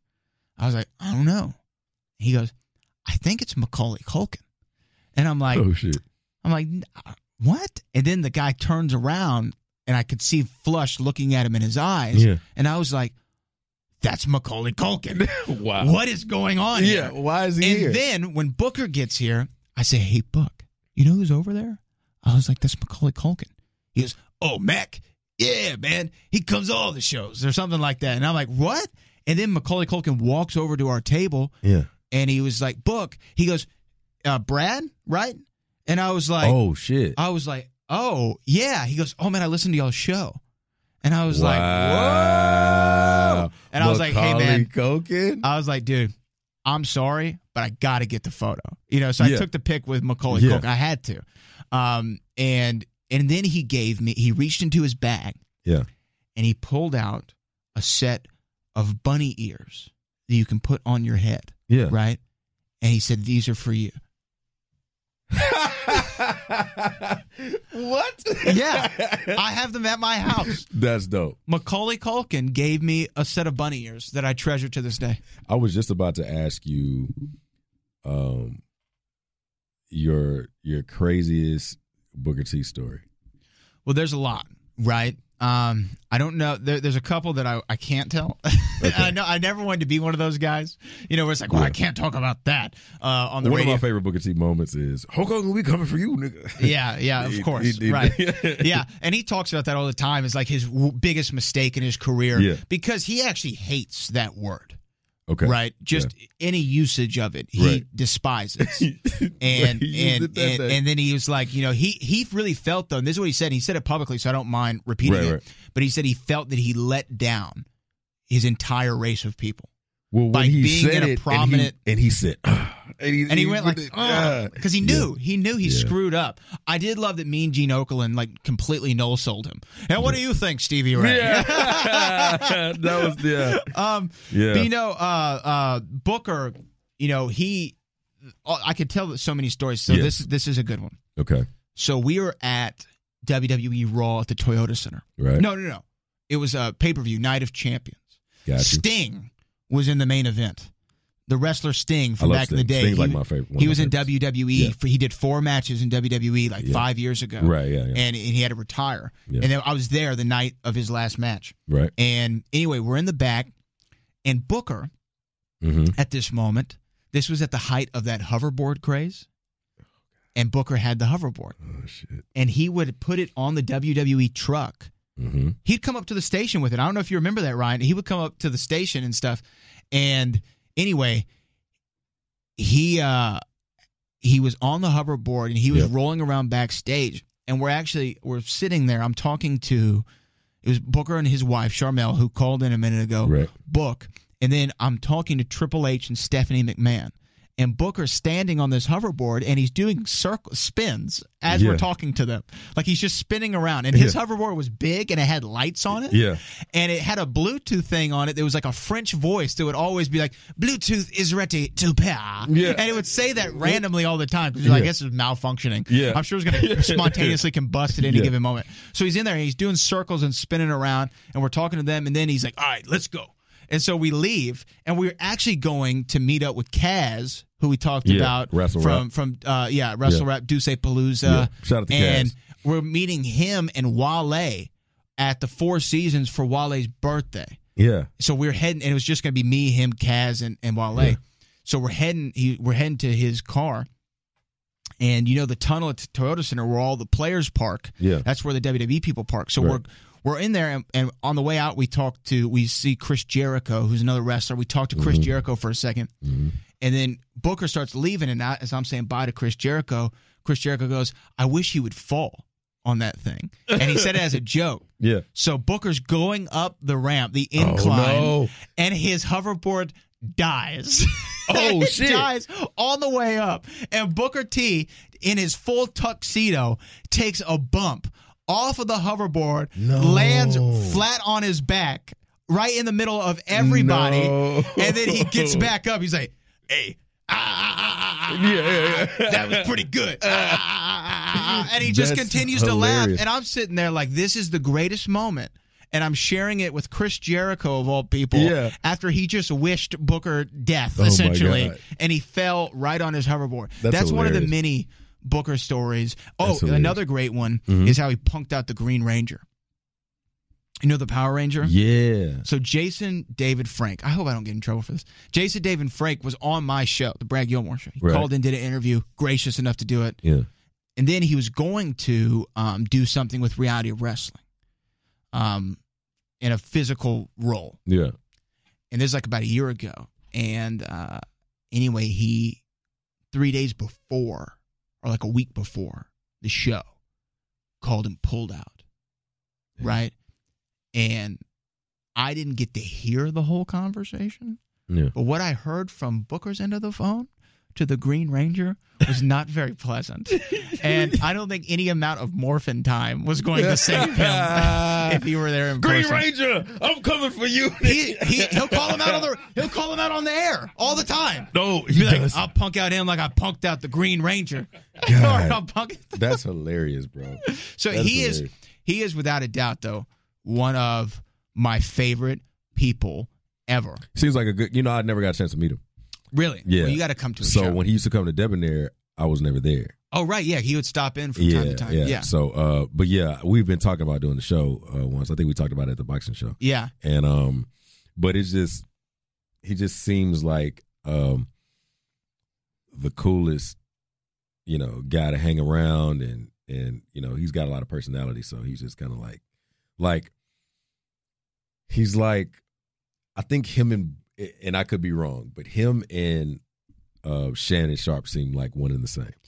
There's similarities for sure. Mm-hmm. I don't know if Booker would ever pull out the Miles and the Yak on air, but I'm on them creams. I'm on them back. I'm Skill. on them wood. Skill. Look here, Skill. Who is it? There's some guy from SNL who does an impression of him, and like apparently Shannon Sharp is like really hot about it. Like he hates him. It's not Keenan, is it? No, I think it might be Michael Shea. Probably Michael Vick, is somebody like that. Or no. Who was my guy who was on there? Jay Farrow. Yeah. I think it's Jay Farrow. I'm not a Jay Farrow fan. He hates Jay Farrow for his impression. But he really does say Skip's name like Skilp. Like it's got like an L in it. Skip. Why you bring up old stuff, Skip? Skip. Skip. Stand. Yours is good. Is good. Skip. LeBron James came into the game and gave him, what did he give him, Skip? The 50-point triple dub. Trip dub. Old Trip Dub came in the house last night. Yeah, Skip. I'm on that yak.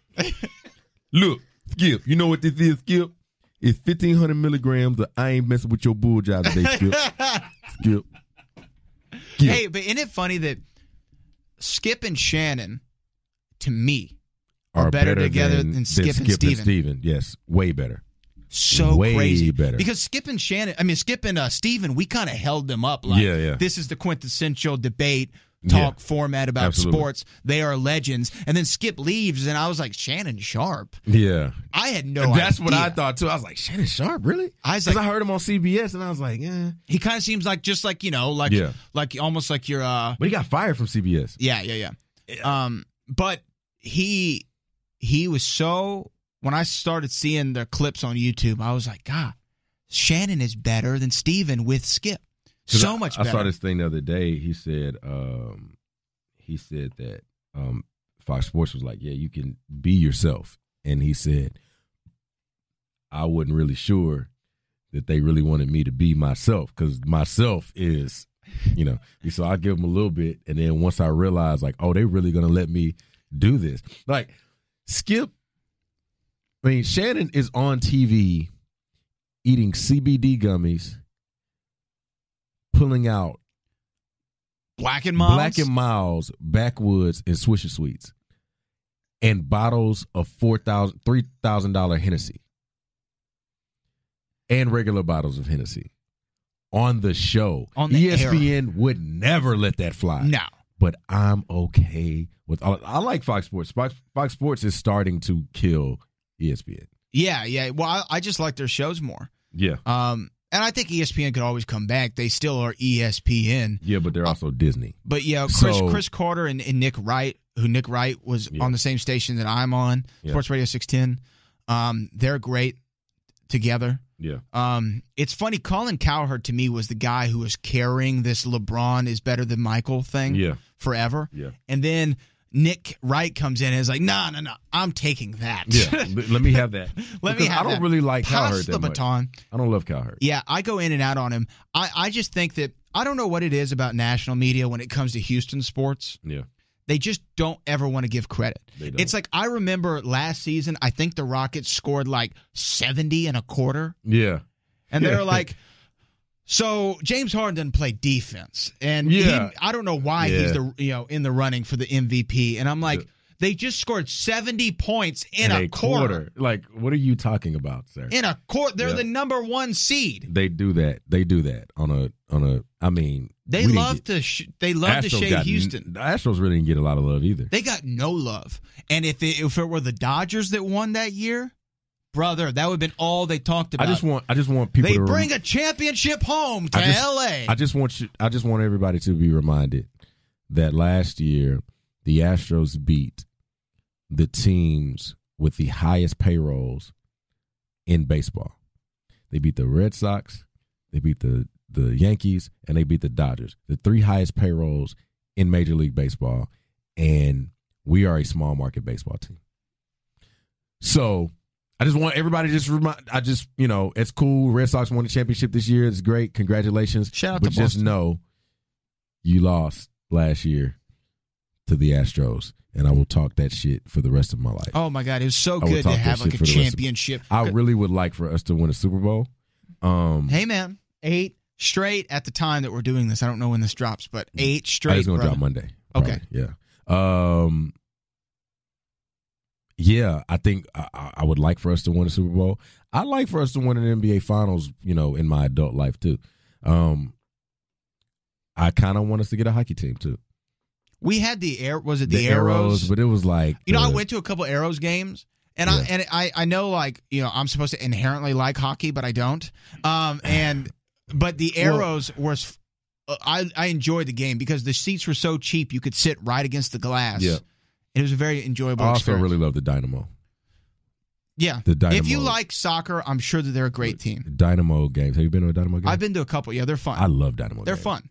But to me, basketball is always going to be my favorite sport because I like the way they dribble up and down the court. Yes. Just like I'm the king of the microphone. Yeah. So is Dr. J and Moses Malone. Can I tell you my favorite story real quick about old school rap? I like that bar you threw in there. Yeah. Can I tell you my favorite story about old school rap real quick? Okay, go ahead. First of all, I think one of the most underrated old school rappers of all time is LL Cool J. Mm-hmm. Absolutely. Okay. If you listen to Radio, the song Radio is one of the greatest rap songs. He's amazing. Mm-hmm. My radio, believe me, I like it loud. I'm the man with the box that'll rock the crowd, walking down the street to the hardcore beat while my JVC vibrates the concrete. Yeah. I'm sorry if you can't understand, but I need a radio inside my hand. Don't mean to offend all the citizens, but I kick my fire way past 10. Come on now. Yes. He said, I'm a hip-hop gangster. My name is Todd. He on that song. I'm a hip-hop gangster. And my name is Todd. Name a gangster named Todd. You can't. So my favorite story dealing with old school rap, I think one of the greatest rap groups of all time is, of course, Run DMC. Right. For no other reason than a trailblazing group. Absolutely. A boundary-breaking group. Barrier-breaking group. Hall of Famers. Exactly. So we're getting ready to do the radio show. Mm-hmm. It's Saturday, 10 a.m., right, at the time. The show airs at 7 that night. Booker calls me. He's like, hey, guess who's going to be on the show tonight? I was like, who? He goes, DMC. And I was like, DMC from Run DMC? He's like, yeah. I just ran into him at this thing, and I said, you want to come on the air? And he was like, sure. And I was like, what? And so I was like, so is he calling in, or is he coming up there? And he's like, I think he's going to come up. He's like, I'm not sure. Yeah. And I'm like, okay. So anyway, it gets around, we're doing the show, and I'm hyped. I'm like, man, I hope DMC comes through. Yeah. And anyway, it gets to be like the last 25 minutes of the show. His manager wasn't picking up the phone. Yeah. Got no text, no phone call. I'm like, man, no DMC. Yeah. Then anyway, the line lights up, and it was DMC on the phone. He's like, hey, man, we're making our way up there. I don't think we're going to make it in time because your show goes off at 9 or whatever, but we can at least do it over the phone. I'm like, all right. Little bit of a letdown, but still, it's like still DMC is on the phone. Yeah. So we start talking, and then we're doing the interview, and we're on live air, and Booker gets a text, and he looks, and his eyes get real big, and he's talking, so he can't turn the mic off, but he's like, doing that, and throwing his, pointing his finger at the door, and like his eyes are big, and I'm like, what are you talking about? What are you talking about?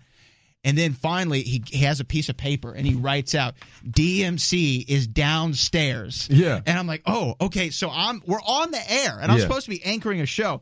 I run out of the studio, down the elevator, and there's DMC standing with, I guess, his manager in the middle of the lobby, like looking around. Yeah. And I'm like, come this way. And so we walk right up the elevator together.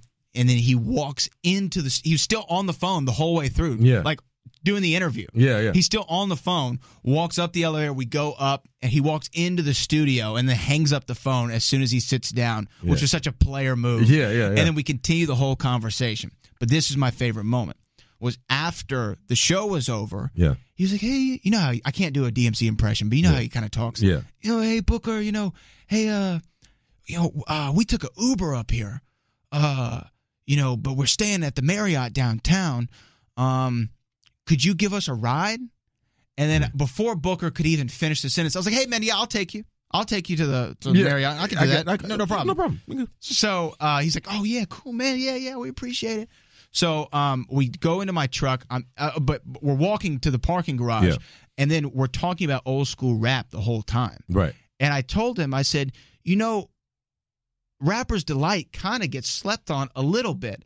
once you get past all the hippa hoppa hippie stuff, they start kind of rhyming in the 17-minute long version of the song. Yeah. Like there's some fun stuff that they start rhyming about. And people don't talk about it. So I was like, do you like Rapper's Delight? Yeah. He was like, man, I love Rapper's Delight. Yeah. And he starts talking about he goes, he can't satisfy you with his little worm. Yeah. And then we're going down the escalator, and I was like, but I could bust you out with my super sperm.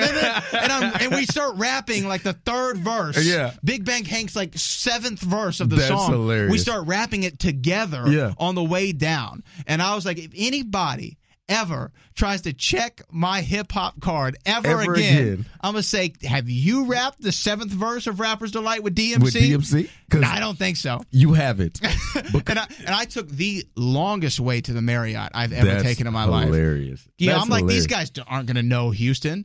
I took the longest route, and we talked about nothing but rap and basketball until I got him to the thing. And then DMC, man. the next morning I wake up, and on Twitter he goes, yo, and he tags at Brad Gilmore, thanks for the ride, B, you're a real one.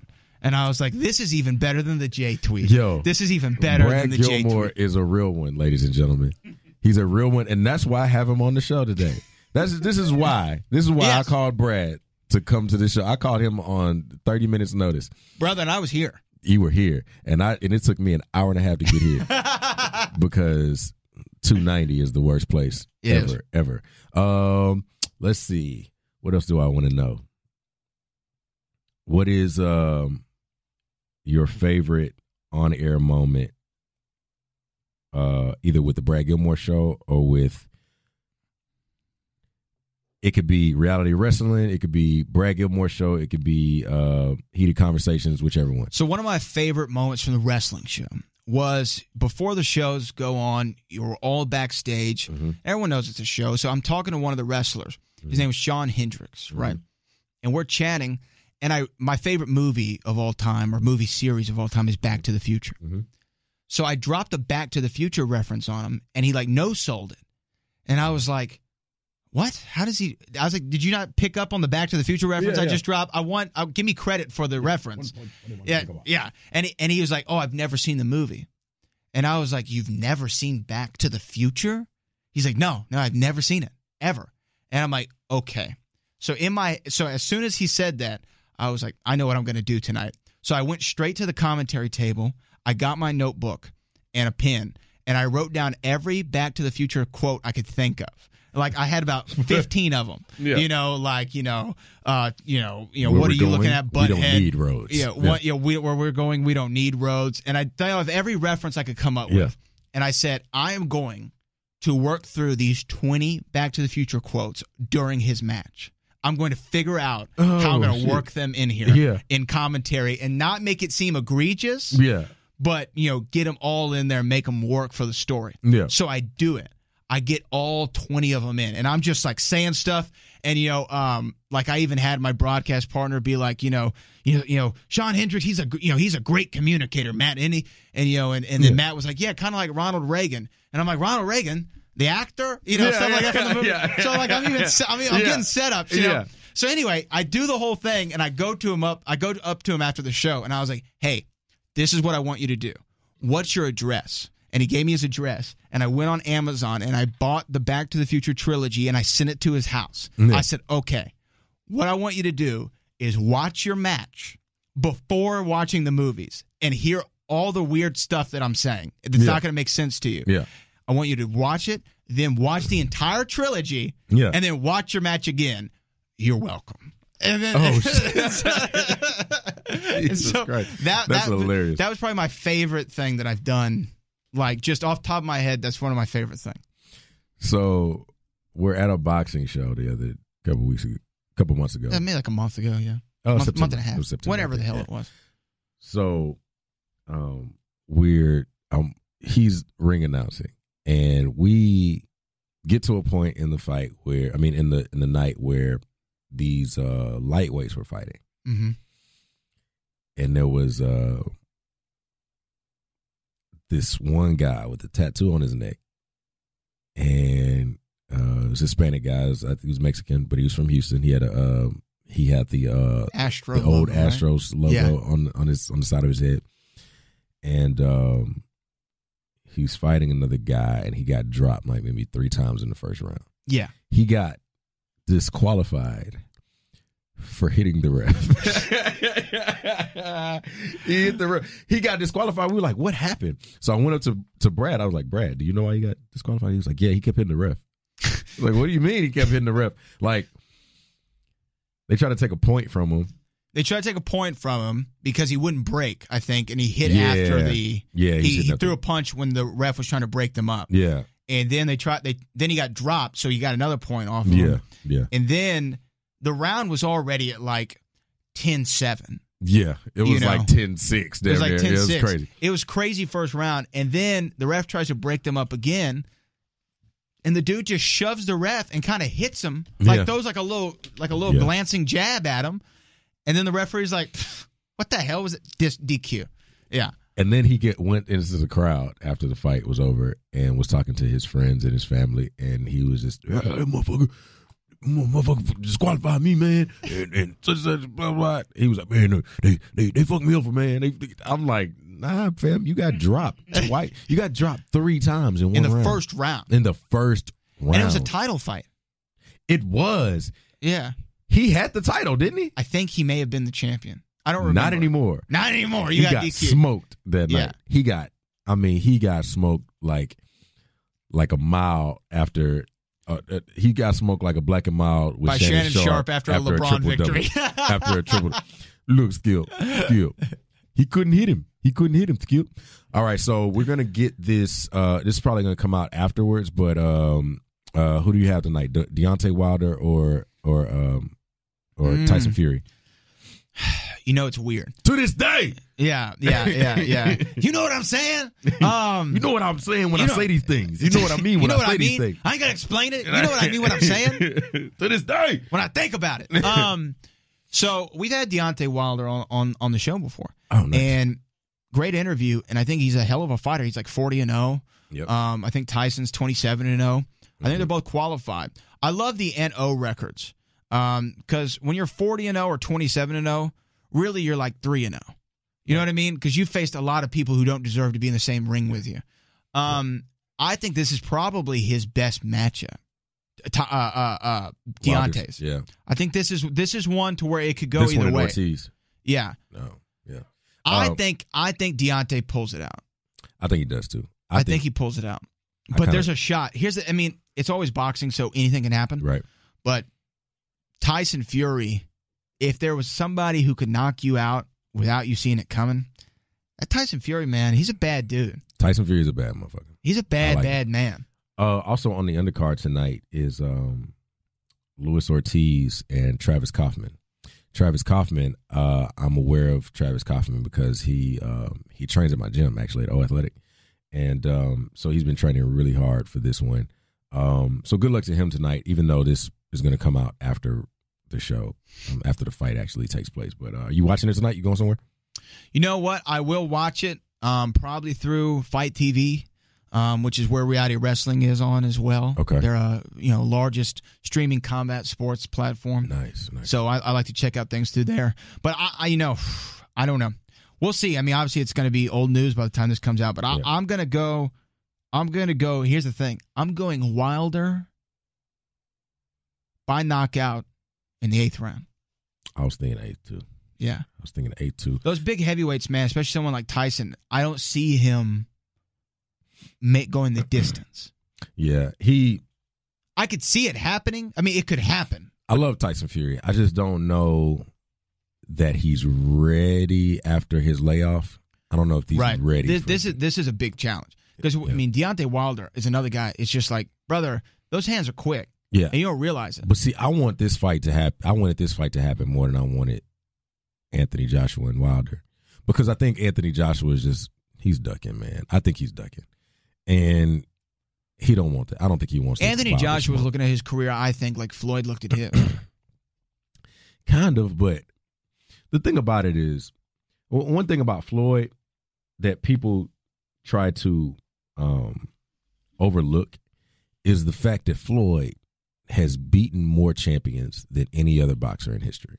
Well, that's great and all, but he beat them at either when they were too young or too old. But you also got to remember that for him, the big thing about it is his money, right? So you want the fight when the money is at its peak, right? So, like, I think Pacquiao was, to me, Pacquiao was out of his prime when he got slept by Marquez. Right. But after that big knockout. You gotta hand it to Floyd, man. He fought Miguel Cotto, beat him, and Miguel Cotto hits like a brick. Canelo. But Canelo was young. Yes. Now, I think this Canelo might give Floyd problems. He might give him the business. Yeah. Here's the thing. This is how I knew Floyd was slipping a little bit. Because that first Marcos Maidana fight, yeah, I thought Floyd lost. Well, see, the thing about that fight was he stood toe-to-toe with Maidana on purpose. I think he did that, and then he realized it was not a good idea. I think the later the fight got, the more he started winning. I think Floyd flopped. I think Floyd won that fight. I think that beginning part of that fight, though, Maidana was on him like a dog, man. Yeah, Maidana would not let him breathe. He was smothering him, and I was like, man, Marcos and then Maidana's he said, kicking ass. And Floyd said, to Floyd's credit, Floyd said, look, it was a good fight. You hit me more times than anybody's ever hit me. But y'all keep telling me that my fights aren't exciting and that people are bored when they watch me because I don't let people, hit me. That's the name of the game. I'm supposed to duck. You know what I'm saying? I'm supposed to move. I'm supposed to roll. And I think that's why he did the Conor fight. Yeah. And he said, I can give you a rematch and you won't win any rounds. And when that rematch came, and Maidana literally may have won one round. Maybe one round. Because, like, for me, the way I look at Floyd's fights all the time, I always say these guys come out fiery first 4 rounds, and then they realize that they will never hit him. And then once they realize they never hit him, they're just trying to collect the check at that point. Right. So I think that the knock on Floyd as a fighter has always been that he's not exciting and that he doesn't fight anybody, but it's just that he fights people and makes them look like nobody.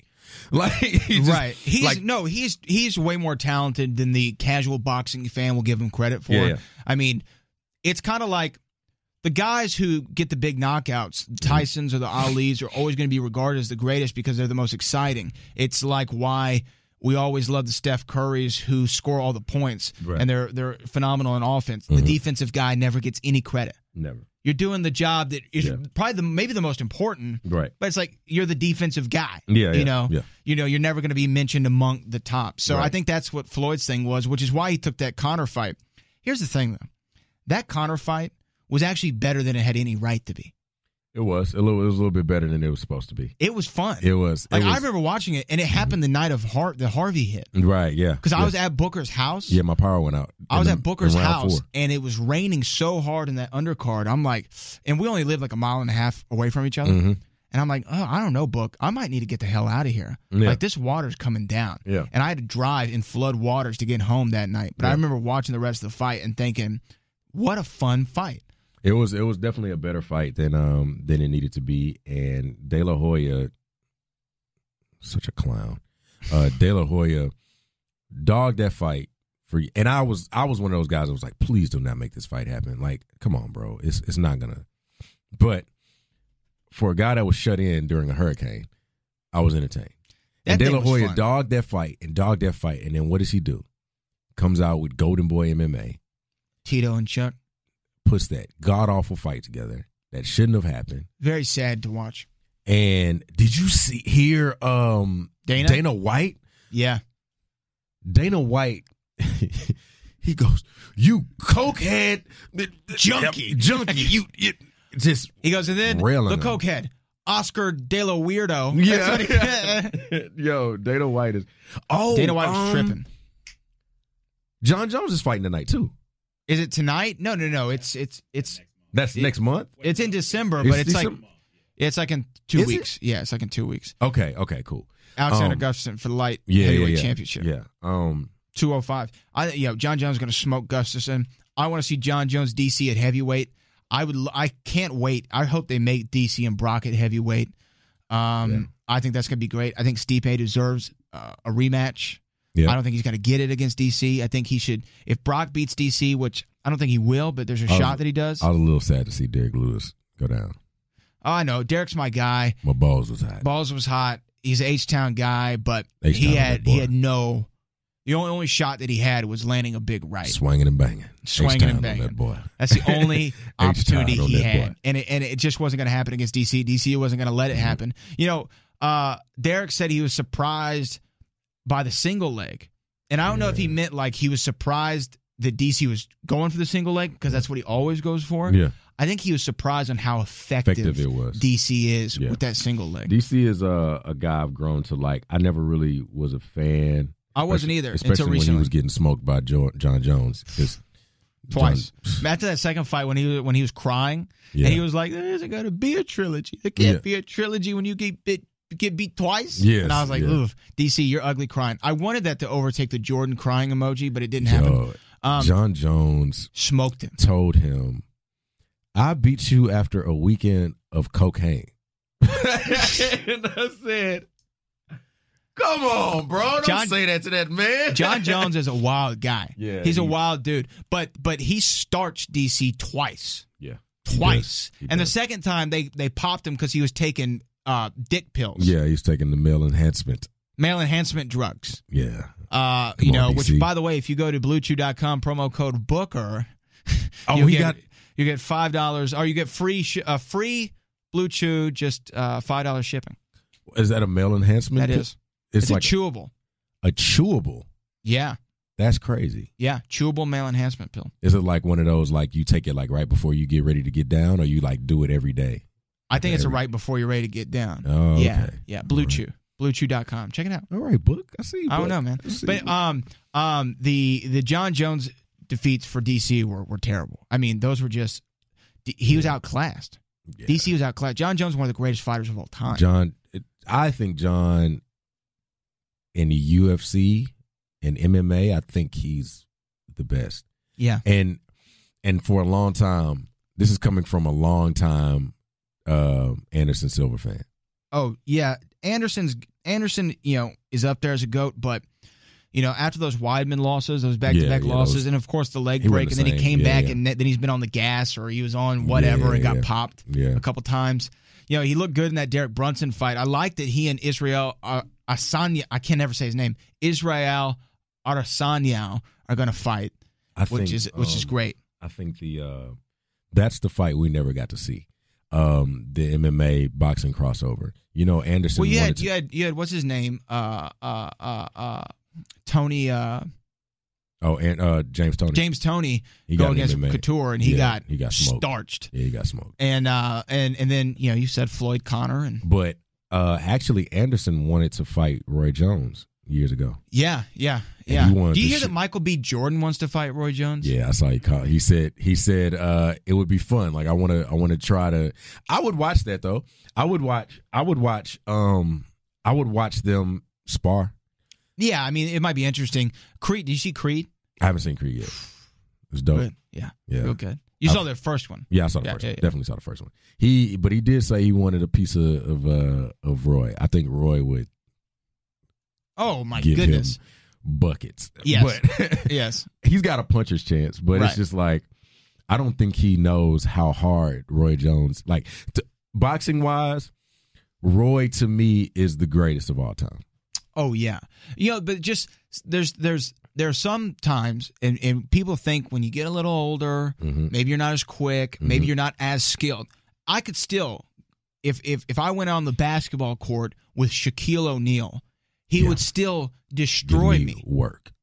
Destroy me. Yes, he is such a Hey, this might be this is a good story. Okay, this is my maybe last story. I don't know. We've been going like almost 2.5 hours. Yeah. You talk about on-air moments? Yeah. We had Shaquille O'Neal in the studio. Oh, shit. And we only have 15 minutes with him. But one of the most, surreal, maybe not a favorite moment, but a surreal moment is I'm sitting in a studio, at a radio studio. Yeah. With Shaquille O'Neal, Hall of Famer, NBA champion 4 times. And Booker T. Hall of Famer, Yeah. world champion 6 times. And you know what the topic of conversation that came up during the show was? You have these 2 mega athletes. Yeah. The topic that came up was my physical attractiveness between the 2 of them. They were talking about how Shaq in the middle of the interview goes, Booker was like, yeah, this Brad. And he goes, oh, that's Brad? I thought that was Leonardo DiCaprio. He goes, what? Brad's a good-looking man. America, this is a good-looking dude. And Booker's like, yeah, no, that's my guy. That's my guy. And I'm like, what is going on? Why are Booker T and Shaquille O'Neal talking about how I look? You got hit on by Shaq. the big podcast with Shaq. This is Shaq. This is a big podcast. Welcome, Shaq. Shaq. That's what he was doing up here. He was doing his podcast. Yeah. Oh. And then up at the station, he was doing his podcast. Yeah, we big podcast with Shaq. Or Shaq to the Fool. Shout out to Shaq, man. Nah, man, that's that could be a good place to put a bow on it.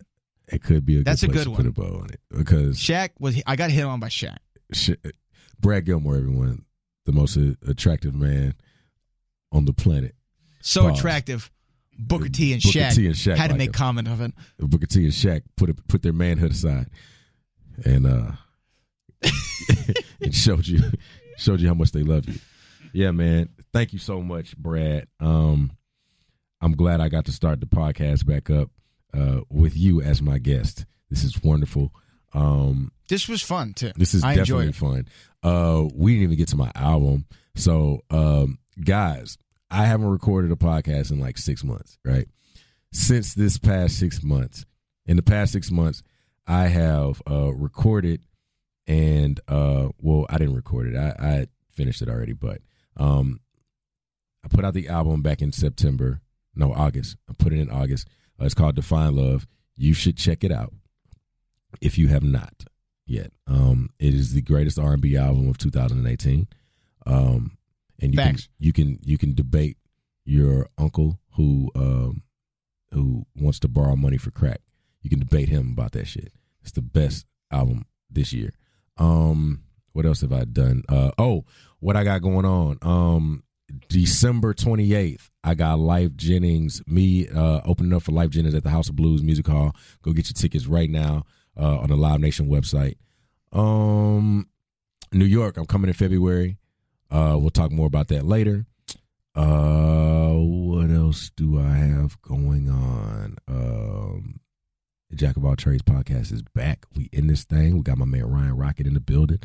Brad, what you got going on coming up? Check it out. December 29th, we got reality wrestling television taping out there in Texas City. Go to realitywrestling.com for tickets. Booker T and I every week. Heated Conversations, Sports Radio 610, The Brad Gilmore Show. I was just out in L.A. I did some hosting for a movie trivia game show called the Movie Trivia Schmodown. Okay. Right. And their big event's called The Spectacular. It drops in a couple of weeks, so check that out on Collider. Okay. Shout out to Greg Noir, who's a big Collider fan, by the way. That's my guy. Noir. What's up, Greg?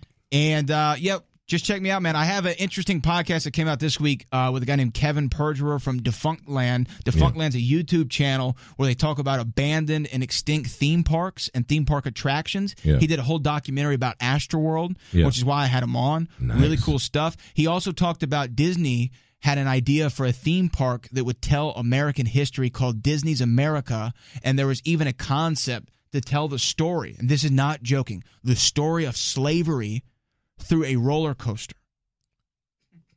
What? Yes, and we get into all of that. That podcast is out the time that this one is out. So I honestly, you will not believe Please the send ideas. me a link to this. I will send you a link to it. Insane.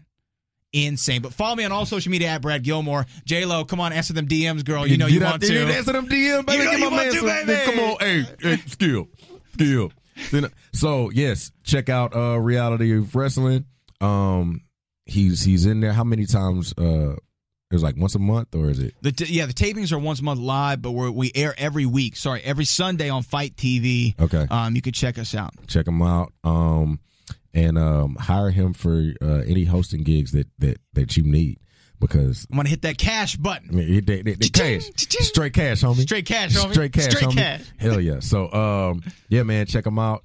Brad, thank you so much. BradJGilmore.com is the official website. BradJGilmore.com. Yes. All social media sites is Brad Gilmore. Yes. For me, it's I am Jack Freeman on Instagram, _ Jack Freeman on Twitter. I'm on Facebook, Jack Freeman Music, whatever. It's fine. Yeah, we here. We out here. And thank you guys so much for listening.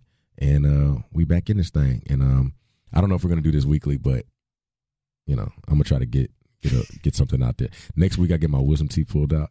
So fun. I'm probably not going to be here next Saturday. But, yeah, I'm going to be in a little pain. So, yeah, man. Thank you guys so much. We out this bia.